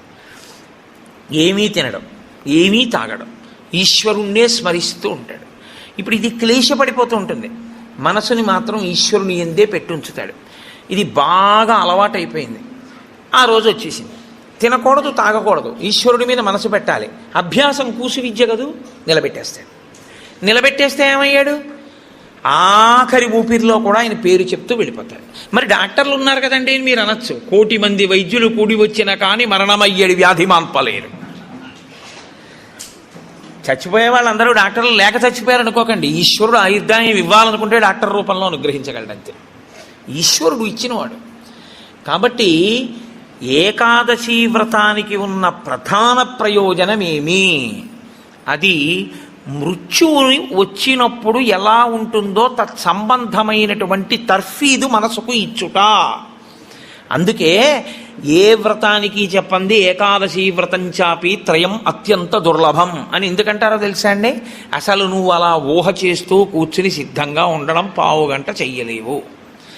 ఓ వారం ఓ పక్షంలో చేసి అయ్యి బాబోయ్ అలా మళ్ళీ ఏకాదశి వచ్చేస్తే మళ్ళీ అలా ఊహిస్తూ అలా ఉండాలంటే భయంగా ఉందండి, 3 ఏకాదశి చేసేస్తానండి అంటే. కాబట్టి ఈశ్వరుడు అంటాడు, పోన్లే ఏడాదంతా చేయలేవా, బెంగెట్టుకోకు, ఏడాదంతటికీ బదులుగా 3 ఏకాదశి చేస్తావా, అప్పుడు నేను ఎన్ని ఫలితాలు ఇవ్వాలి నీకు? 23 ఏకాదశుల ఫలితం ఇవ్వాలి. అథవా ఈ ఏకాదశితో కలిపి 24 ఏకాదశుల ఫలితం ఇవ్వాలి. కానీ నేను ఒకటి ఎక్కువ అడుగుతాను, దానికి తగినంత నీకు ఇస్తాను. నేను అడిగిన ఎక్కువ చెయ్యాలి, నువ్వు అడిగిన దానికన్నా కొన్ని కోటి రెట్లు ఇస్తా. 3 కోట్ల ఏకాదశుల ఫలితం ఇస్తా. కానీ మామూలు ఏకాదశుల కన్నా విరుద్ధంగా నువ్వు దీన్ని చెయ్యాలి. ఎందువల్ల విరుద్ధంగా చేయవలసి ఉంటుంది 3 ఏకాదశి అంటే, మామూలు ఏకాదశి నాడు మీరు ఉపవాసం చేసేటప్పుడు పండు కాని, కాయ కాని, అథవా కాసిన పాలు కాని తాగితే ఉపద్రవం ఏం రాదు, దానికి దోషం పట్టదు శాస్త్రం. ఎందుకంటే శాస్త్రం ఉపవాసం మీద చర్చ చేస్తుంది. ఉపనిషత్తుల్లో ఆ విషయం ఉంది, వేదంలో ఆ విషయం ఉంది. ఎప్పుడెప్పుడు ఉపవాసం ఎలా చెయ్యాలి అన్నది ఉంది. ఆదివారం నాడు కానీ, పౌర్ణమి నాడు కానీ, అమావాస్య నాడు కానీ రాత్రి ఉపవాసం మాత్రమే చెయ్యాలి. పగటిపూట ఉపవాసం చేయకూడదు. ఆదివారం నాడు రాత్రి ఏమీ తినకూడదు. పౌర్ణమి నాడు రాత్రి ఏమీ తినకూడదు. అమావాస్య నాడు రాత్రి ఏమీ తినకూడదు. ఆ ఉపవాస నియమం అక్కడ వరకే. పగటిపూట మీరు భోజనం చేసినా, పలహారం చేసినా శాస్త్రం అడ్డురాలు. సాధారణంగా శాస్త్రం ఏం చెప్తుందంటే 2 పర్యాయములు తీసుకోమని చెప్తుంది. 2 పర్యాయములు తీసుకోవచ్చు. కానీ ఇక రాత్రి వేళ తినకూడదు. అష్టమి తిథి, చతుర్దశి తిథి, ఈ 2 తిథుల్లో పగటి వేళ తినకూడదు, రాత్రి వేళ తినాలి. పగటి వేళ ఏమీ తినకుండా ఊరుకుని నక్షత్ర దర్శనం అయిన తర్వాత మాత్రం భోజనం చేయొచ్చు. అది ఒక్క అష్టమి చతుర్దశి తిథులకు. కాబట్టి ఈ తిథులలో ఉపవాసాలకి, వారములలో ఆదివారం ఉపవాసాలకి, ఎందుకంటే వారాలు అన్ని యుగాల్లో లేవు, కలియుగంలోనే వారాలు. మీరు రామాయణాన్ని చూస్తే రామాయణంలో వారాలు ఉండవు. కాబట్టి వార నియమం ఎవరికి వచ్చిందంటే ఒక్క కలియుగంలోనే వచ్చింది. కలియుగంలో ఆదివారమే ఉపవాసం ఎందుకు పెట్టారో తెలుసా అండి? ఆరోగ్యం భాస్కరాది చేత్, ఆరోగ్యము సూర్యభగవానుడి యొక్క అనుగ్రహంతో నిలబడుతుంది. సూర్యభగవానుడు అధిదేవతగా కలిగినటువంటి రోజు, ఆయన యొక్క తేజస్సు ఎక్కువగా పరిపుష్టమయ్యే రోజు భానువారము, ఆదివారం. అటువంటి సూర్యభగవానుని యొక్క అనుగ్రహం కలగాలి అంటే ఆదివారం నాడు ఉపవసించాలి. ఉపవసించుట అన్న మాటని మీరు ఎప్పుడు 2 కోణాల్లో అర్థం చేసుకోవాలి. 2 కోణాల్లో అర్థం చేసుకోవడం అంటే కడుపు ఖాళీ అయిన తరువాత మళ్ళీ వేయకుండుట. శరీరానికి ఆరోగ్యం ఎప్పుడూ డాక్టర్ దగ్గరికి వెళ్లకుండా ఉండడానికి 3 ఉన్నవాడు వెళ్ళడు అని ఆయుర్వేదం చెప్తుంది. ఎవరు వెళ్ళడు అంటే కడుపులో వేసిన పదార్థమంతా ఖాళీ అయ్యే వరకు మళ్ళీ వెయ్యనివాడు. కడుపులో పదార్థం వేశారనుకోండి, అది పూర్తిగా పచనం అయిపోయి కడుపు ఖాళీ అయింది, అప్పటి వరకు వేడు మళ్ళీ. అలా వెయ్యనివాడెవడో వాడు వైద్య దర్శనం చెయ్యడు. ఎడం పక్కకి తిరిగి ఎడమ చేతిని తల కింద పెట్టుకుని గుండెలు పరుపుకో బొంతకో తగిలేట్టుగా పడుకున్నవాడు వైద్యుణ్ణి చూడడు. 3, ప్రతిరోజు రాత్రి తాంబూల చర్వణం చేస్తూ కొంచెం సేపు నడిచి పడుకునేవాడు వైద్యుణ్ణి చూడడు. ఈ 3 పూర్ణారోగ్యానికి ఆయుర్వేద శాస్త్రం విధించినటువంటి నియమాలు. అందుకని అలాగే పడుకోవాలి. అందుకే మీరు ఎప్పుడైనా మహాత్ములు పడుకోవడం చూస్తే ఎప్పుడు ఎడం పక్కకే పడుకుంటారు. కారణం ఏమిటంటే ఎడం పక్క పడుకోవడం ఆరోగ్యాన్ని ఇచ్చేస్తుంది, వైటల్ ఆర్గాన్స్ అన్నింటినీ సేఫ్ గార్డ్ చేస్తుంది. నేను ఒకసారి డాక్టర్ని అడిగి అది ఏమిటంటే అలా ఉంది ఆయుర్వేదంలోని. నిజమేనండి, అలాగే పడుకోవాలన్నారు. అంతేనండి, మేమైనా అలాగే చెప్తాం, ఎడం పక్కకి తిరిగి పడుకుంటే చాలా మంచిది కోటేశ్వరరావు అన్నాడు. కాబట్టి నేను పురాణాల్లో ఉన్న ఎన్నో విషయాలు డాక్టర్లను అడుగుతుంటే వాళ్ళు నిజమేనండి ఇవన్నీ అంటుంటారు. నేను శరత్కాలంలో అమ్మవారి పూజ ఎందుకు చేస్తారు అన్నదాని గురించి దేవీ భాగవతంలో ఉన్న విషయాలని కొన్నింటిని ఒకసారి ఓ డాక్టర్ గారిని అడిగితే ఆయన నాకు తెల్లబోయే రహస్యాలు చెప్పాడు. మీరు చెప్పినవే హ్యూమన్ ఎనాటమీలోకి మార్చి చెప్తే మాకేం చెప్తారంటే చలికాలంలో తమంత తాముగా నాడులన్నీ కూడా సన్నబడిపోతాయి. చలిగాలికి కొవ్వు చిన్న చిన్న చిన్న చిన్న చిన్న చిన్న గింజల్లా ఉండి పరిగెడుతుంటుంది రక్తంలో. ఎప్పుడైతే నాడులు ఇలా రక్తనాళాలు సంకోచించాయో అది వెళ్ళి ఆగుతుంది. వెనక నుంచి వస్తున్నది వచ్చి దాన్ని తగులుకుని ఆగుతుంది. గసగసాలు ఒకదాన్నొకటి తగులుకున్నట్టుగా తగులుకుని ముద్ద కట్టి ఆగుతుంది. రక్త ప్రవాహం ఆగిపోయి స్ట్రోక్స్ వస్తాయి.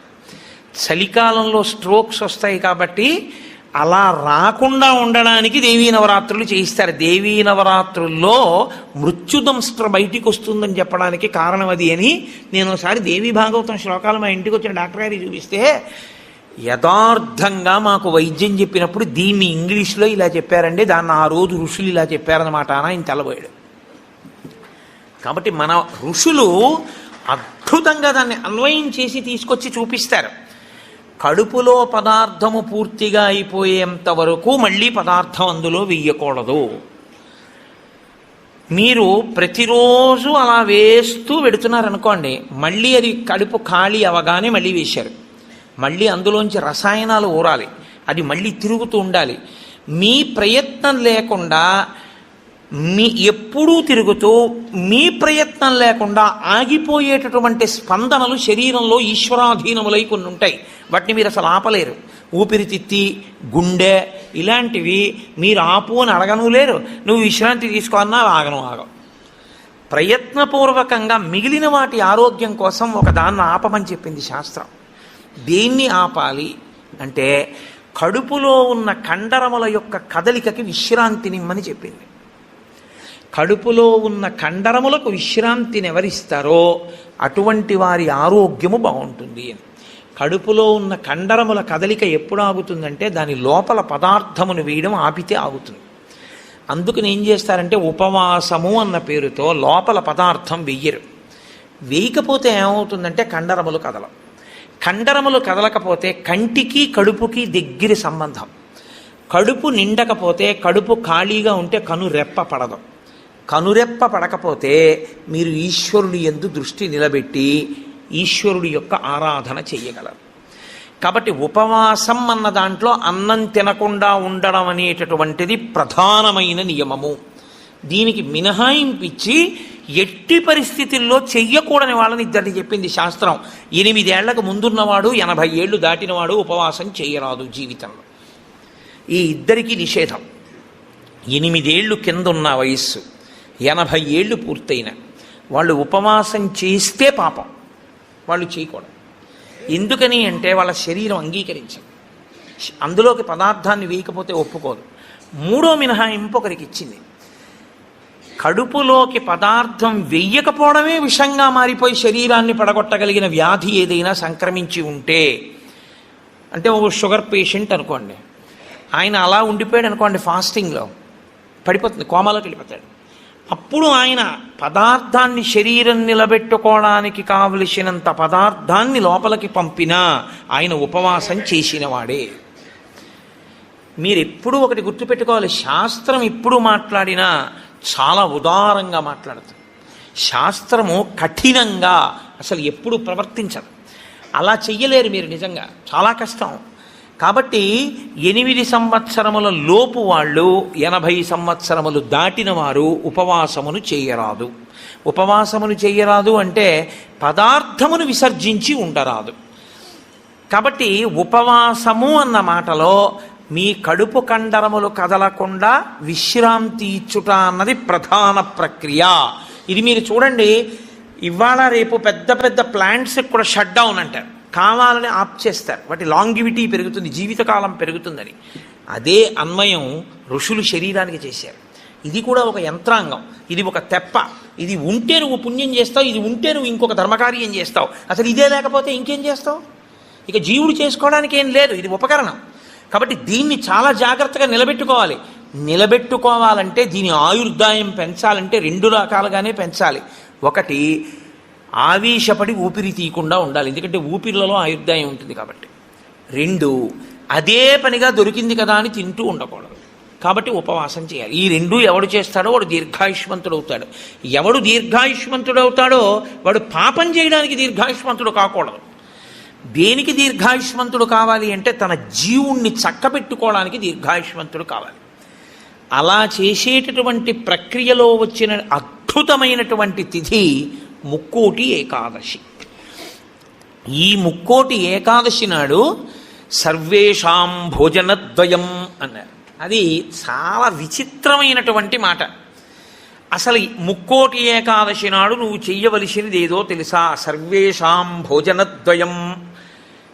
ఈ శ్లోకం చాలా చమత్కారమైనటువంటి శ్లోకము. అందరూ కూడా భోజనద్వయం, 2 మాటలు భోజనం చేయండి. అదేమిటండి, సర్వేషాం భోజనద్వయం అయితే ఉపవాసం ఎక్కడుంది అందులో?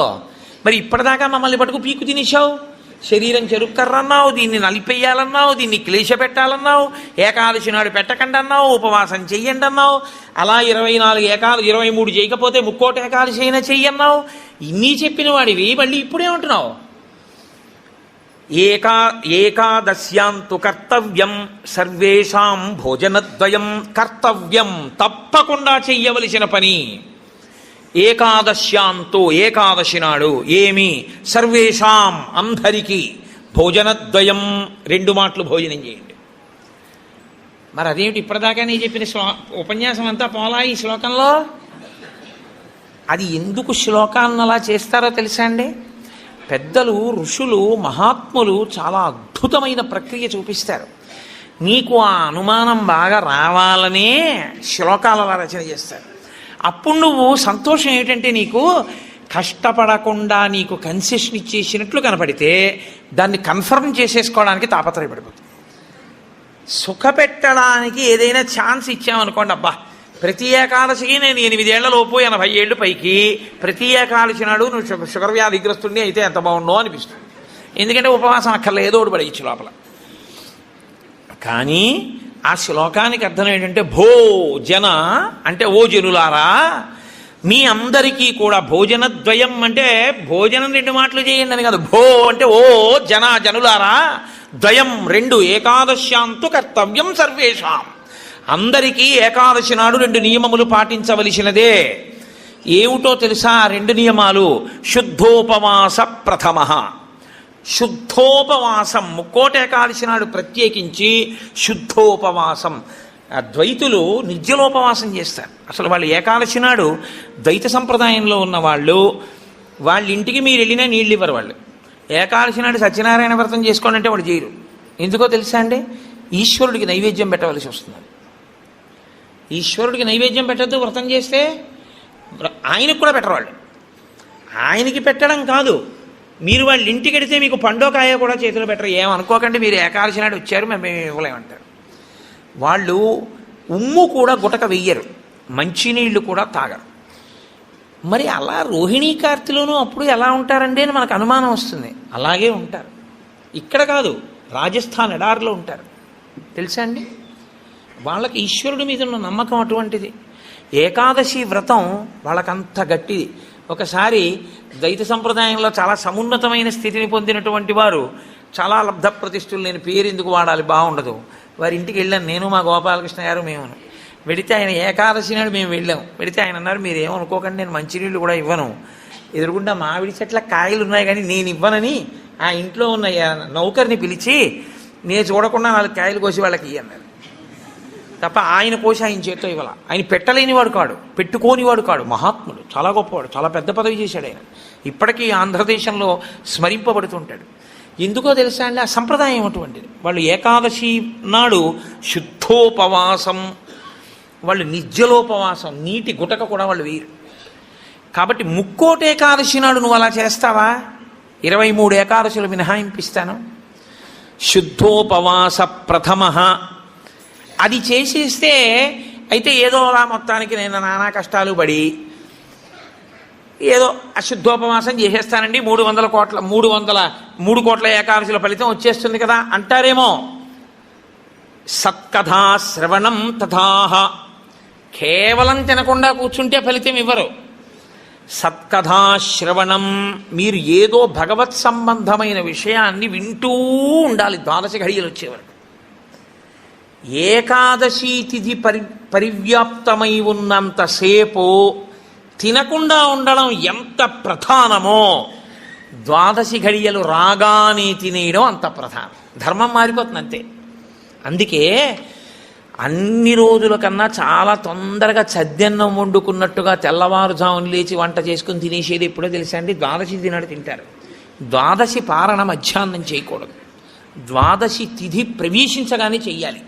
అందుకే ఏకాదశి వ్రతం చేసిన వాడికి శ్రీ మహావిష్ణువే అందేశారు. అంబరీషుడికి దొరకలా? అంబరీషోపాఖ్యానం ఏకాదశి వ్రతం కాదు. 12 ఘడియలు రాగానే నేను పారణ చెయ్యాలంటే కదా, దుర్వాస మహర్షి రాకపోతే నీళ్లు పుచ్చేసుకో, ఫోన్లేవయా మధ్యాహ్నం ఉండదా, 12 సాయంకాలం ఉండదా, ఎప్పుడొస్తే అప్పుడే తింటానని కూర్చున్నాడా? 12 ఘడియలు వచ్చేస్తున్నాయి, మరి ఏం చేయను అంటే పోనీ భోజనం చేయకపోతే నీళ్లు తాగే అన్నారు. నీళ్లు తాగేస్తే కదా ఆయనకు పాపం వచ్చింది. కాబట్టి ఏకాదశి వ్రతం నాడు ఉపవాసం ఎంత ముఖ్యమో 12 తిథి ప్రవేశించగానే 12 ఘడియ తగలగానే అన్నం తినేయడం అంత ముఖ్యం. అన్నం తినేయడం అంత ముఖ్యం అంటే చొక్కా వేసుకుని డైనింగ్ టేబుల్ మీద తినేస్తే ఏకాదశి వ్రతాన్ని కొక్కెత్తుకుపోతుంది. అన్నం ఎలా తినాలో అలాగే తినాలి. పైన చొక్కా బనీను లేకుండా శ్రద్ధాళువు అయి తినాలి. నువ్వు ఏకాదశి ఉపవాసం చేసి ద్వాదశి నాడు ఇంకోళ్ళ ఇంట్లో హస్తోదకం పుచ్చుకున్నావు అనుకో, నీ ఏకాదశి వ్రతం పనికిరాదు.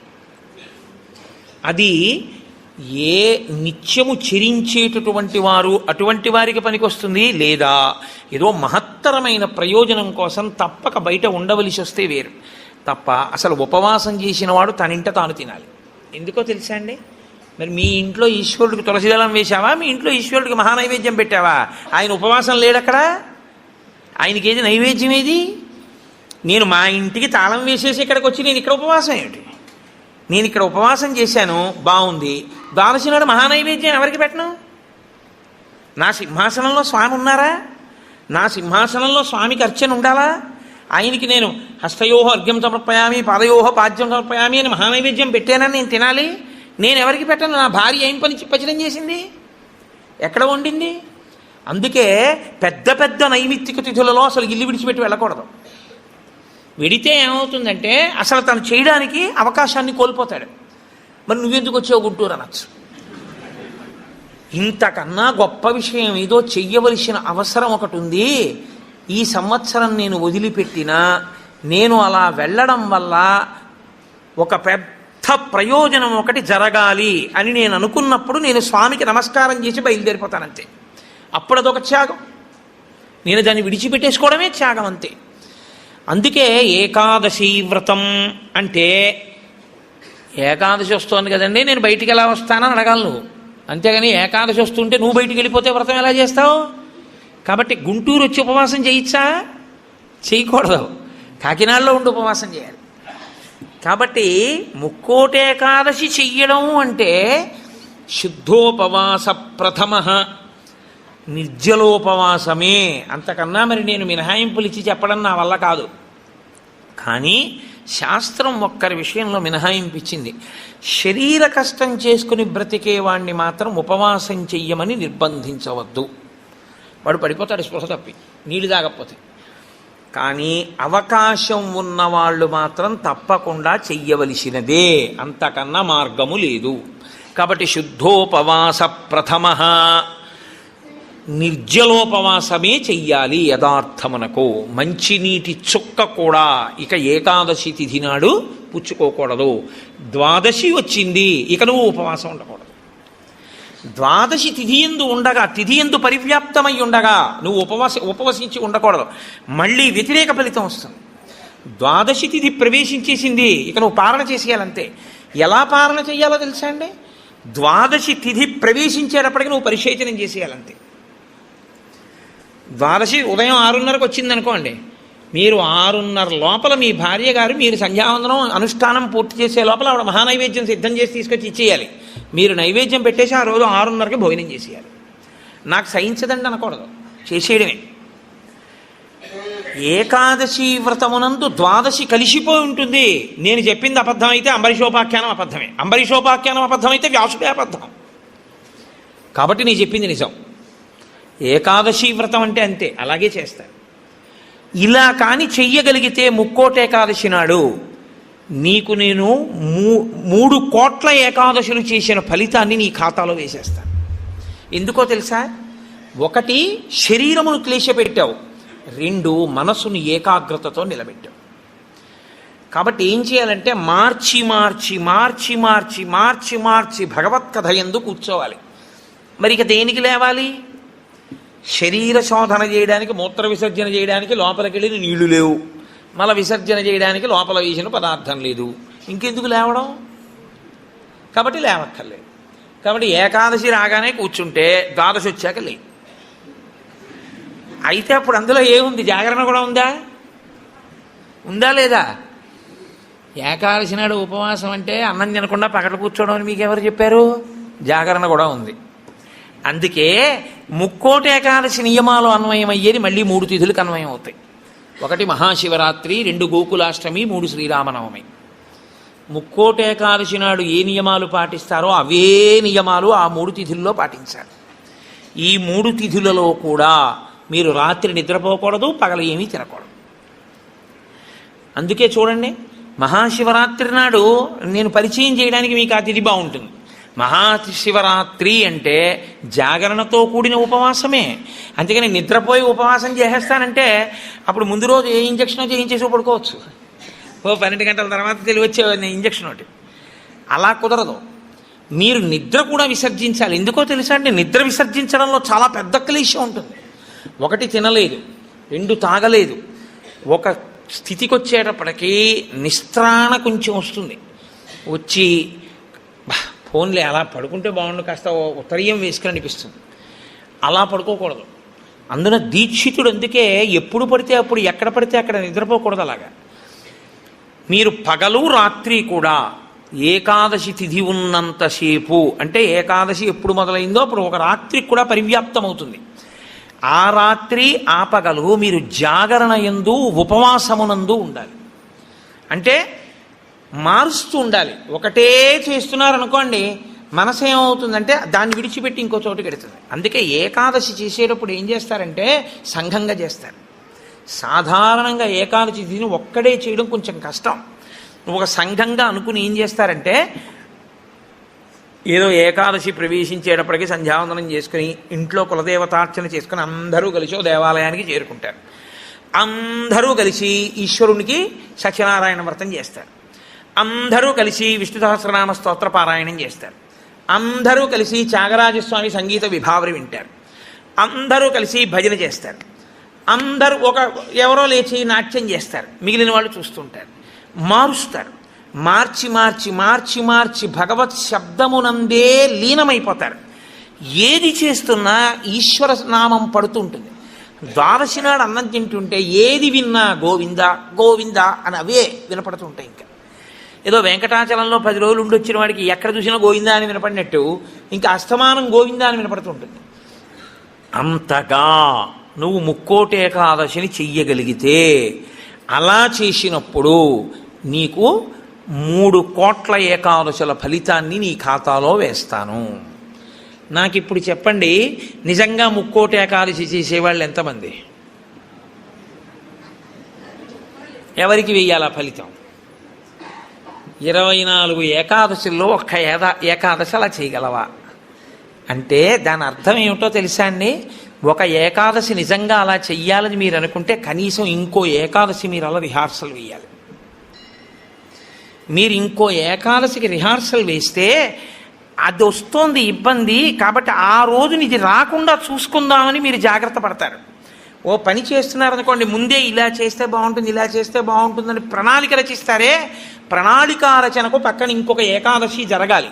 అందుకే ముక్కోటి ఏకాదశి ఒక ఏకాదశి ఎవడు చేయడు, పక్కన ఇంకో ఏకాదశి చేస్తాడు. అంటే ఏదో ఏకాదశి చేశారనుకోండి, ఓహో ఏకాదశి చేస్తే ఇదిగో ఇలా ఇలా ఇబ్బందులు ఉంటాయి. నేను మీకు ఒక ఉదాహరణ చెప్తాను.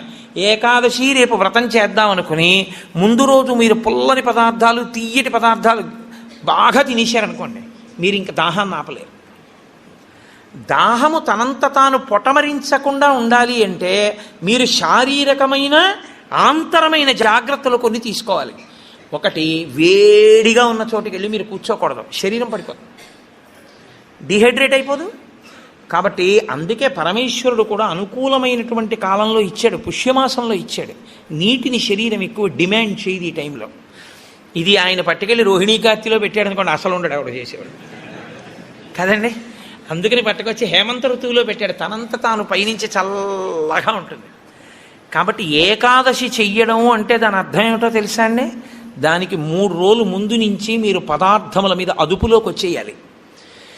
ఇక ఒక్కసారి అది తింటే మళ్ళీ ప్రయత్నపూర్వకంగా మీరు మంచినీళ్లు తాగాలనుకుంటే తప్ప దాహం వేయకుండా శరీరం నిలబడగలిగినటువంటి రీతిలో ఆహారం ఏది ఉంటుందో అటువంటి ఆహారాన్ని ఎంచి అంత సాత్విక ఆహారంతో నిలబెట్టాలి. ముందు నిలబెడితే ముక్కోటి ఏకాదశి నాడు నీళ్ళు అడగకుండా ఉంటుంది, శక్తి లోపల నిలబడుతుంది. అంతకు ముందు కొన్ని రోజుల పాటు మీలోని శక్తిని క్షయం చేసేయకుండా మీరు ఉండాలి, మీ తేజోక్షయం చేయకూడదు. అంతకన్నా ఇంకో మాట నేను చెప్పను. అలా మీరు నిలబడగలిగితే ముక్కోటి ఏకాదశికి మీరు సిద్ధపడగలుగుతారు. అకస్మాత్తుగా ముక్కోటి ఏకాదశి ఓటీ చేసేస్తానంటే కుదరదు. కాబట్టి అసలు ముక్కోటి ఏకాదశి అన్నదాని యందు ఎంత సత్యమైన వాక్కులున్నాయో, శరీరమును క్లేశపెట్టడం అనేటటువంటిది శాస్త్రమునందు ప్రతి 11 రోజుల్లో ఒక రోజు తప్పదు. ఏకాదశి అంటే ఆ 11 ఈశ్వరుని యందు నిలబడాలి. 5 జ్ఞానేంద్రియాలు, 5 కర్మేంద్రియాలు, మనస్సు 11 నిలబెట్టాలి. దానికి ఉపవాసం చెయ్యాలి. అథవా ముక్కోటి ఏకాదశి నాడు చెయ్యగలిగినటువంటి ఈ పరిస్థితులన్నింటినీ మీరు సమన్వయం చేసుకున్నా, శరీరాన్ని నిలబెట్టినా, మీ మనసుని తీసుకెళ్ళి ఈశ్వరుడి దగ్గర పెట్టడం మాత్రం అంత తేలికైన విషయం కాదు. కాబట్టి నేను మిమ్మల్ని అందరినీ నిరుత్సాహపరుస్తున్నాను అని మీరు అనుకోవద్దు. మీరు ఎప్పుడూ ఒక్క విషయం గుర్తుపెట్టుకోండి, మీరు ఏం చేశారు అన్నదాన్ని బట్టి 100% సిలబస్ బట్టి మార్కులు ఈశ్వరుడు వేయడు. మీ ప్రయత్నాన్ని చూసి హర్షించి వేసేస్తాడు ఆయన. అసలు మీరు సంకల్పం ఒకటి చేశారనుకోండి, వచ్చే సంవత్సరం ముక్కోటి ఏకాదశి మనం ఎలా చేసుకుందాం అని ఓ 10 మంది పెద్దలు కూర్చుని, వచ్చే ఏడాది మన దేవాలయంలో ముక్కోటి ఏకాదశి చేద్దాం, వచ్చే ఏడాది ముక్కోటి ఏకాదశి చేయడానికి నిజంగా అలా శరీరంలో పదార్థం వెయ్యకపోయినా నిలబడగలిగిన శరీరాలు ఇన్నున్నాయి. ఇందులో ఎంతమంది ఆ దారుఢ్యం ఉన్నవాళ్ళు ఉన్నారు? వాళ్ళని సప్తమి తిథి నుంచే మనం ఎలా సిద్ధం చేద్దాం. వాళ్ళని సిద్ధం చేసి ముక్కోటి ఏకాదశి నాడు ఎంతసేపు ఉండగలిగితే అంతసేపు ఉంటాడు. ఇక తప్పలేదు, 4 నీళ్లు గుటకలు వేయవలసి ఉంటుంది. నన్ను నమ్మండి, మీ ఉపవాసం పాడవాలి. అది పుచ్చుకోకపోతే ఇక శరీరం పడిపోతుంది. ఇప్పుడు ధర్మం ఏమైపోతుందో తెలుసా అండి? ఆమరణ నిరాహార దీక్ష శాస్త్రమునందు అత్యంత మహాపాపము. మీ శరీరం పడిపోయే వరకు మీరు ఏమీ తినను, ఏమీ తాగదు అని భీష్మిస్తే ఆ వ్రతఫలం ఇవ్వరు, పిశాచత్వం ఇస్తారు. అన్నం తినకుండా, నీళ్లు పుచ్చుకోకుండా ఎవడైనా శరీరాన్ని పడగొడితే వాడి జీవుణ్ణి పిశాచంలోకి ప్రవేశపెడతారు. అందుకని ఇప్పుడు మీ ప్రయత్నం మీరు చేశారు, ఇక శరీరం పడిపోతుంది, తప్పదు, నీళ్లు పుచ్చుకోవాలి. ఇప్పుడు మీరు ఎంత నీరు తాగితే శరీరం నిలబడుతుందో అన్ని నీళ్లు తాగారు, అది ఉపవాసంలో అంతర్భాగం అయిపోతుంది. ఇప్పుడు ఒక్క అరటిపండు లోపల వేయకపోతే శరీరం నిలబడదు. ఓ అరటిపండు లోపల పడేశారు, మీకు ఉపవాసమునకు భంగము రాదు. కాబట్టి గురుముఖత చాలా జాగ్రత్తగా శాస్త్రము చెప్పిన నియమములను బాగా విని, అసలు దాని మీద తర్ఫీదు ఏడాది మొదలుపెట్టారనుకోండి, మీరు చాలా తక్కువ మందితో మేము ఇలా చేస్తాం అన్న సంకల్పం 1. 2, అన్నిటికన్నా ప్రధానంగా దృష్టిలో పెట్టుకుని చేయవలసింది ఏమిటో తెలుసా అండి? నీరు పుచ్చుకోకుండా, ఆహారము పుచ్చుకోనప్పుడు మనసు ఆ స్థితికి వెడుతున్నప్పుడు ఎంత ఖేదపడుతుందో ఇప్పుడు అర్థమవుతోంది. ఇప్పుడు మనసు నిలబెట్టడం అనేది ఎంత కష్టమో తర్ఫీదు చేస్తానంటూ నిలబెడుతున్నాడు అనుకోండి, వాడు ఆఖరికి ఈశ్వరుని యందు కలిసిపోతాడు. ఆ ఒక్క ప్రయత్నంతో వాడికి మనసు లొంగిపోతుంది అంతే. లొంగిపోయి ఈశ్వరనామమును ఎంత ఖేదంలోనైనా చెప్పడం వాడికి అలవాటు అవుతుంది. దీనికి ముక్కోటి ఏకాదశి వచ్చింది. అయితే ముక్కోటి ఏకాదశి నాడు జరిగేటటువంటి క్రతువులలో ఒక భాగంగా ఉత్తరద్వార దర్శనము అని ఒకటి ఉంటుంది. ఇది మళ్ళీ సంప్రదాయంలో ఒక్క వైష్ణవ దేవాలయాల్లోనే. అసలు ఇంకా నేను పరమ సత్యం చెప్పవలసి వస్తే ఇది యథార్థమునకు ఒక్క శ్రీరంగ క్షేత్రమునకే సంబంధించింది. అందుకే ఉత్తరద్వారం తీయడం అన్నది ఒక్క శ్రీరంగ క్షేత్రానికే ఉంది. అసలు నిజానికి మిగిలిన క్షేత్రాల్లో ఉత్తరద్వారాలు తీయడాలనే మాటలు లేవు. కాలక్రమంలో ఏమైందంటే అందరూ శ్రీరంగ క్షేత్రానికి వెళ్ళి ఇన్ని కోట్ల మంది ఉత్తరద్వార ప్రవేశం చేయలేరు. కాబట్టి కొంతలో కొంత ఎక్కడ ఉన్న విష్ణు క్షేత్రాన్ని అక్కడే శ్రీరంగ క్షేత్రంగా భావన చేసి రంగనాథుణ్ణి స్మరిస్తూ ఉత్తరద్వారంలోంచి వెడతారు. ఉత్తరద్వారంలోంచి ఆ రోజున శ్రీ మహావిష్ణువు ఏమీ చెయ్యలేనివాడు, అన్ని విధాల ఇంకా అసలు నేను ఈశ్వర ఏమీ చెయ్యలేను, నువ్వే నాకు ఆధారం, నువ్వే నన్ను తీసుకుపో అన్నవాణ్ణి ఉత్తరద్వారం తెరిచి తనతో తీసుకుపోతాడు. ఉత్తరద్వారం తీస్తే మీరు ఎటువైపు ఎడతారు? ఉత్తరానికి ఎడతారు కదండి. ఉత్తరద్వారం ఎందుకు తీయడం? దక్షిణ ద్వారం తీయకూడదా, తూర్పు ద్వారం తీయకూడదా? తూర్పు మంచిది కదా, మరి ఉత్తరద్వారం ఎందుకు? అంటే మీరు యథార్థాన్ని గమనిస్తే ఉత్తరాన ఏముంటుందో తెలుసా అండి? హిమాలయాలు ఉంటాయి, ఉత్తరాన కైలాసం ఉంటుంది, ఉత్తరాన మృత్యుంజయుడు పరమేశ్వరుడు ఉంటాడు. ఉత్తర దిక్కుకి ప్రయాణం చెయ్యడం అంటే దక్షిణ దిక్కుకి ప్రయాణం ఆగిపోవడం. దక్షిణ దిక్కుకి ఏది ఎడుతుందంటే శ్మశానం ఉంటుంది దక్షిణ దిక్కున. ఎన్ని కోట్ల జన్మలెత్తినా ఆఖరికి శరీరం వెళ్ళిపోయేది అక్కడికి. ఎవడు ఈశ్వరుడితో పాటు ఉత్తినే ఉత్తరద్వారంలోంచి వెళ్ళడం కాదు, అసలు నిజంగా ఉత్తరద్వారంలోంచి వెళ్ళడం అంటే ఏమిటో తెలుసా అండి? ఈశ్వరుడి పల్లకి వెళ్ళి పల్లకి వెంట వీళ్ళు వెళ్ళాలి. అసలు శాస్త్రం అది. ఈశ్వరుడికి ఆ రోజున అర్చన చేసి పల్లకి పట్టుకుని పల్లకీని తీసుకెడతారు ఉత్తరద్వారంలోంచి. ఆయనతో వెళ్ళాలి. నువ్వు తినే ఉత్తరద్వారంలోంచి వెళితే నీకేం వస్తుంది? ఆయన వెళ్ళిన ఉత్తరద్వారంలోంచి వెళ్ళాలనుకోవాలి. అథవా అసలు నిజంగా వెళ్ళవలసింది ఏమిటంటే ఈశ్వరుడితో వెళ్ళాలి. కనీసంలో కనీసం నీ బాధ్యత ఏమిటి? ఉత్తరద్వారంలోంచి నువ్వు వెళ్ళాలనుకుంటే ఈశ్వరుడితో వెళ్ళేటప్పుడు ఎలా వెళ్ళాలో నువ్వు అలా వెళ్ళాలి. ఈశ్వరుడితో వెళ్ళేటప్పుడు వెళ్ళేవాడు ఎలా వెళ్ళాలి? వైదికంగా వెళ్ళాలి. పైన చొక్కా బనీను ఏమీ లేకుండా ఉత్తరీయాన్ని మాత్రమే కప్పుకొని పంచ గోచీ పోసి కట్టుకోకుండా వెళ్ళకూడదు. గోచీ పోసి కుర్చీళ్ళు పెట్టుకుని వెనక్కి దోపుకోకుండా వెడితే మహాపాపం. వేదం పటలపన్నం చెప్తోంది. కాబట్టి కుర్చీళ్ళు పెట్టి గోచీ పోసి వెనక దోపి అన్నీ విప్పి ఉత్తరీయం వేసుకుని ఎవరి సంప్రదాయానుసారం వారు తిలకధారణ చెయ్యాలి. నీకు ద్వాదశనామములైతే ద్వాదశనామములు, నాకు విభూతి ధారణ ఎలా చెప్తే అలా నేను విభూతి ధారణ నేను చేసి శ్రీరంగనాథుడితో కలిసి ఆయన పల్లకీతో నేను ఉత్తరద్వారంలోంచి మౌనంగా కానీ భగవన్నామం చెప్తూ కానీ ఆయన వెంట వెడితే నా ప్రాణోత్క్రమణం అయినప్పుడు కూడా ఆయన నన్ను అలాగే తీసుకెడతాడు. ఉదారుడై నన్ను నమ్మి, శాస్త్రం నమ్మి నాతో ఓ రోజు వచ్చాడు. కాబట్టి ఇప్పుడు అలాగే తీసుకెడతానని ఉత్తరద్వారంలోంచి తీసుకెడతాడు. ఇది ఇక ఏమీ చెయ్యలేను, నాకేమీ చేత కాదన్నవాడైనా కనీసం చెయ్యాలి. ఏమీ చేత కాని వాడన్నా చెయ్యాలి. ఈశ్వరాన్ని నాకు ఏం చేతనైనని నేను అన్నీ చేసేస్తానని ఇది మాత్రం మానేస్తాను అన్నవాడన్నా చెయ్యాలి. అందుకే శివాలయంలో ఎందుకు ఉండదో తెలుసా అండి? ఉత్తరద్వారంలోంచి వెళ్ళేది అక్కడికే కాబట్టి ఇంకా మళ్ళీ శివాలయంలో ఉత్తరద్వారం ఎందుకు? అంత శివకేశవ అభేదంగా ఉంటుంది ముక్కోటేకాదశి యథార్థమునకు. కాబట్టి ముక్కోటేకాదశి తిథి, ఏకాదశి తిథి అంత గొప్పవై ఉంటాయి. అందుకని ఉత్తరద్వార ప్రవేశం చేస్తారు. అటువంటి ముక్కోటేకాదశి తిథి నాడు మీరు భగవత్ సంబంధంగా ఏది చేసినా కూడా దేశకాలాదులను అనుసరించి కోట్ల రెట్లలో ఈశ్వరుడు దాని ఫలితాన్ని ఏర్పాటు చేసేస్తాడు. మీరు రామచంద్రమూర్తిని నించోపెట్టి పంచామృతాలతో అభిషేకం చేశారనుకోండి, 3 కోట్ల పర్యాయములు అభిషేకం చేసిన తరువాత ఆ మూర్తి ఎంత తేజస్సుతో నిలబడుతుందో అంత తేజస్సుతో నిలబడిపోతుంది అక్కడ. ఇప్పుడు ఆ వంశానికి, ఆ దేవాలయానికి ఎంత శక్తి వచ్చేసిందో మీరు ఆలోచించండి. మీరు ఒక తులసిదళం పట్టుకొచ్చి శ్రీ మహావిష్ణువుకి ఇచ్చారనుకోండి, మీరు 3 కోట్ల తులసిదళాలు పట్టుకొస్తే ఏ ఫలితమో ఆ ఫలితం ఇస్తారు. 3 కోట్ల ఏకాదశుల్లో 3 కోట్ల తులసిదళాలు పట్టుకొచ్చి ఇచ్చిన ఫలితం. మీరు రేపొక్కసారి శ్రీరామ రామ రామే తిరమే రామే మనోరమే అన్నారనుకోండి, 3 కోట్ల పర్యాయములు విష్ణు సహస్రాన్ని పారాయణ చేసిన ఫలితం వేస్తారు. రేపు అన్నీ 3 కోట్ల మీద వేస్తారు. రేపు మీరేమీ చేయలేదనుకోండి, 3 కోట్ల పాపాలు చేసిన ఫలితం వేస్తారు. మరి అంతే కదండి. 100 మంది పరీక్ష కడితే 30 మంది పాస్ అయ్యారని నేనంటే 70 మంది ఏమైనట్టు? ఫెయిల్ అయినట్టేగా. మరి ఏమీ చేయని వాడు ఏమైనట్టు? పాపాన్ని పొందినట్టు కాదా 3 కోట్ల పాపాలని? కాబట్టి ఉత్తరద్వార దర్శనము చెయ్యాలి, ఉపవాసము చెయ్యాలి. ఇందులో ఎవరెవరు ఏ మినహాయింపులో కెడతారో ఆ మినహాయింపును అనుభవించినా తాను చెయ్యగలిగింది చెయ్యాలి. నేను ఏమీ చెయ్యలేని వాడిని అనడానికి మాత్రం నీకేమీ లేదు. నువ్వు అసలు కదలలేని వాడు అయితే ఇంట్లో కూర్చుని గోవిందనామైనా చెప్పాలి.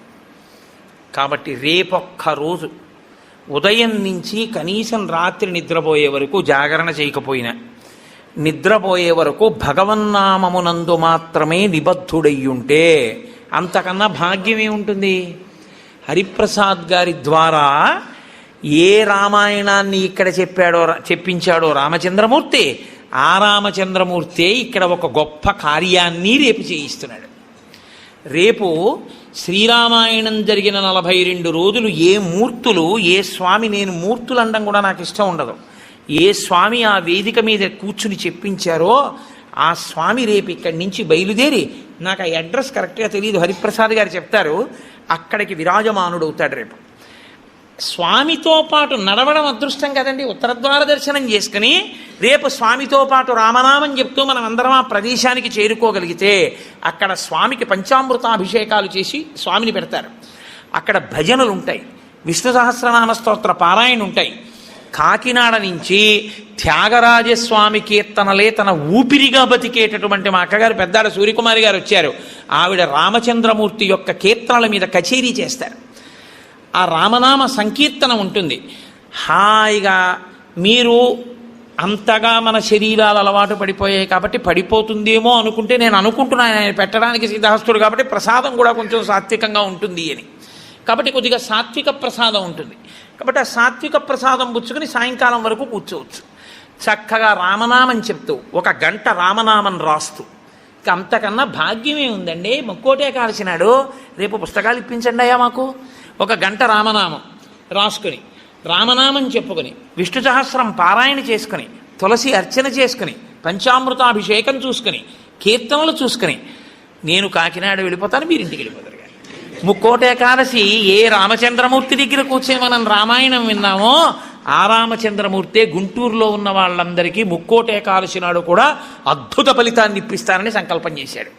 అందుకని రేపు తాను కదిలి మనని కూడా ఆయన వెంట రమ్మంటున్నాడు. అది కదా అసలు ఉత్తర ద్వారం. కాబట్టి రేపు ఆయనతో కలిసి బయలుదేరుదాం. మిగిలిన కార్యాన్నంతటినీ హరిప్రసాద్ గారు మీకు వివరణ చేస్తారు. ఇంకొక విషయం, మృగశిరా నక్షత్ర సంజాతులైనటువంటి జగద్గురువులు, మహాపురుషులు, ప్రాతస్మరణీయులు ఎవరి పేరు స్మరించినంత మాత్రం చేత అజ్ఞానాం జాహ్నవీ తీర్థం, సర్వేషాం సుఖదం తీర్థం, భారతీ తీర్థమాశ్రయే. ఆయన మహానుభావుడు. సర్వేషాం సుఖదం, ప్రతి వారికి సుఖమునివ్వగలిగినటువంటి వారు. అజ్ఞానులైనటువంటి వారికి గంగాతీర్థము వంటి వారు.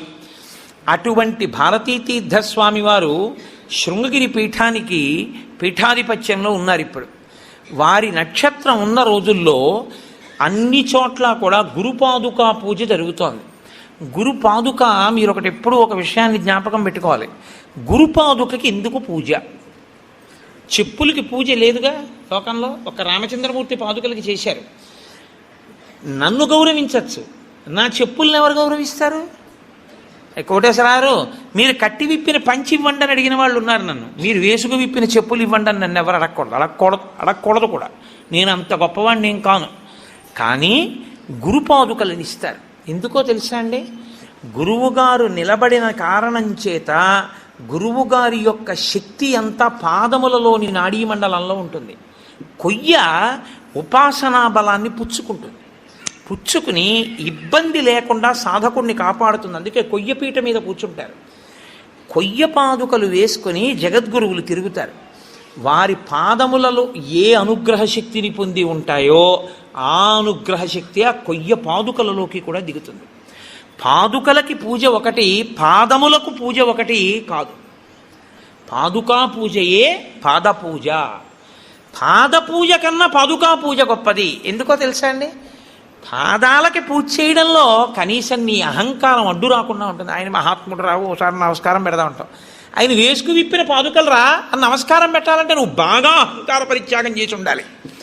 అప్పుడు నీ యందు గురుకటాక్షం బాగా ప్రసరిస్తుంది. ఎవరికి గురుకటాక్షం ప్రసరిస్తుందో వారికి పరబ్రహ్మమే అనుగ్రహిస్తుంది. కాబట్టి అటువంటి గురుపాదుకా పూజలు అనేక చోట్ల ప్రారంభమయ్యాయి. 3-4 ప్రదేశాల్లో జరిగాయిట. మీ అదృష్ట విశేషం ఏమిటంటే ఇక్కడ గుంటూరుకి కల్పవృక్షంలో దొరికారు హరిప్రసాద్ గారు. శృంగగిరి పీఠాధిపతులకి వారి ఎందున్న వాత్సల్యం చేత ఈ మృగశిరా నక్షత్రంలో ఈసారి వచ్చేటటువంటి విరోధీనామ సంవత్సర పుష్యశుక్ల చతుర్దశి అంటే పగటిపూట ఉపవాసం చేయవలసిన తిథి. పుష్యశుక్ల చతుర్దశి బుధవారం నాడు గుంటూరు శృంగగిరి పీఠంలో గురుపాదుకా పూజ జరుగుతుంది. కాబట్టి ఆ వేళలో వారు చెప్తారు, మీ అందరూ చక్కగా గురుపాదుకా పూజలో కూడా పాల్గొని తత్సంబంధమైనటువంటి ప్రసాదమును పొంది గురువుగారి యొక్క అనుగ్రహమును సంపూర్ణముగా పొందెదరుగాక అని మీకు నేను ఈ విషయాన్ని కూడా విజ్ఞాపన చేస్తూ ఇతర వివరములను మాన్య శ్రీ హరిప్రసాద్ గారు వివరిస్తారు. ఇక్కడతో నా ఉపన్యాసాన్ని పూర్తి చేస్తూ మంగళాశాసనపరై మదాచార్య పురోగమై సర్వైశ్చ పూర్వైరాచార్యై సత్కృతాయాస్తు మంగళం. మంగళం కోసలేంద్రాయ మహనీయ గుణాత్మనే చక్రవర్తి తనూజాయ సర్వభౌమాయ మంగళం. ఉమాకాంతాయ కాంతాయ కామితార్థప్రదాయినే శ్రీగిరీశాయ దేవాయ మలినాథాయ మంగళం. కరచరణకృతం వా కర్మవాక్కాయజం వా శ్రవణనైనజం వా మానసం వాపరాధం విహితం వా సర్వమేత్తక్షమస్వ శివ శివ కరుణాబ్ధే శ్రీ మహాదేవ శంభో. సర్వం శ్రీ ఉమామహేశ్వర బ్రహ్మార్పణమస్తు. స్వస్తి.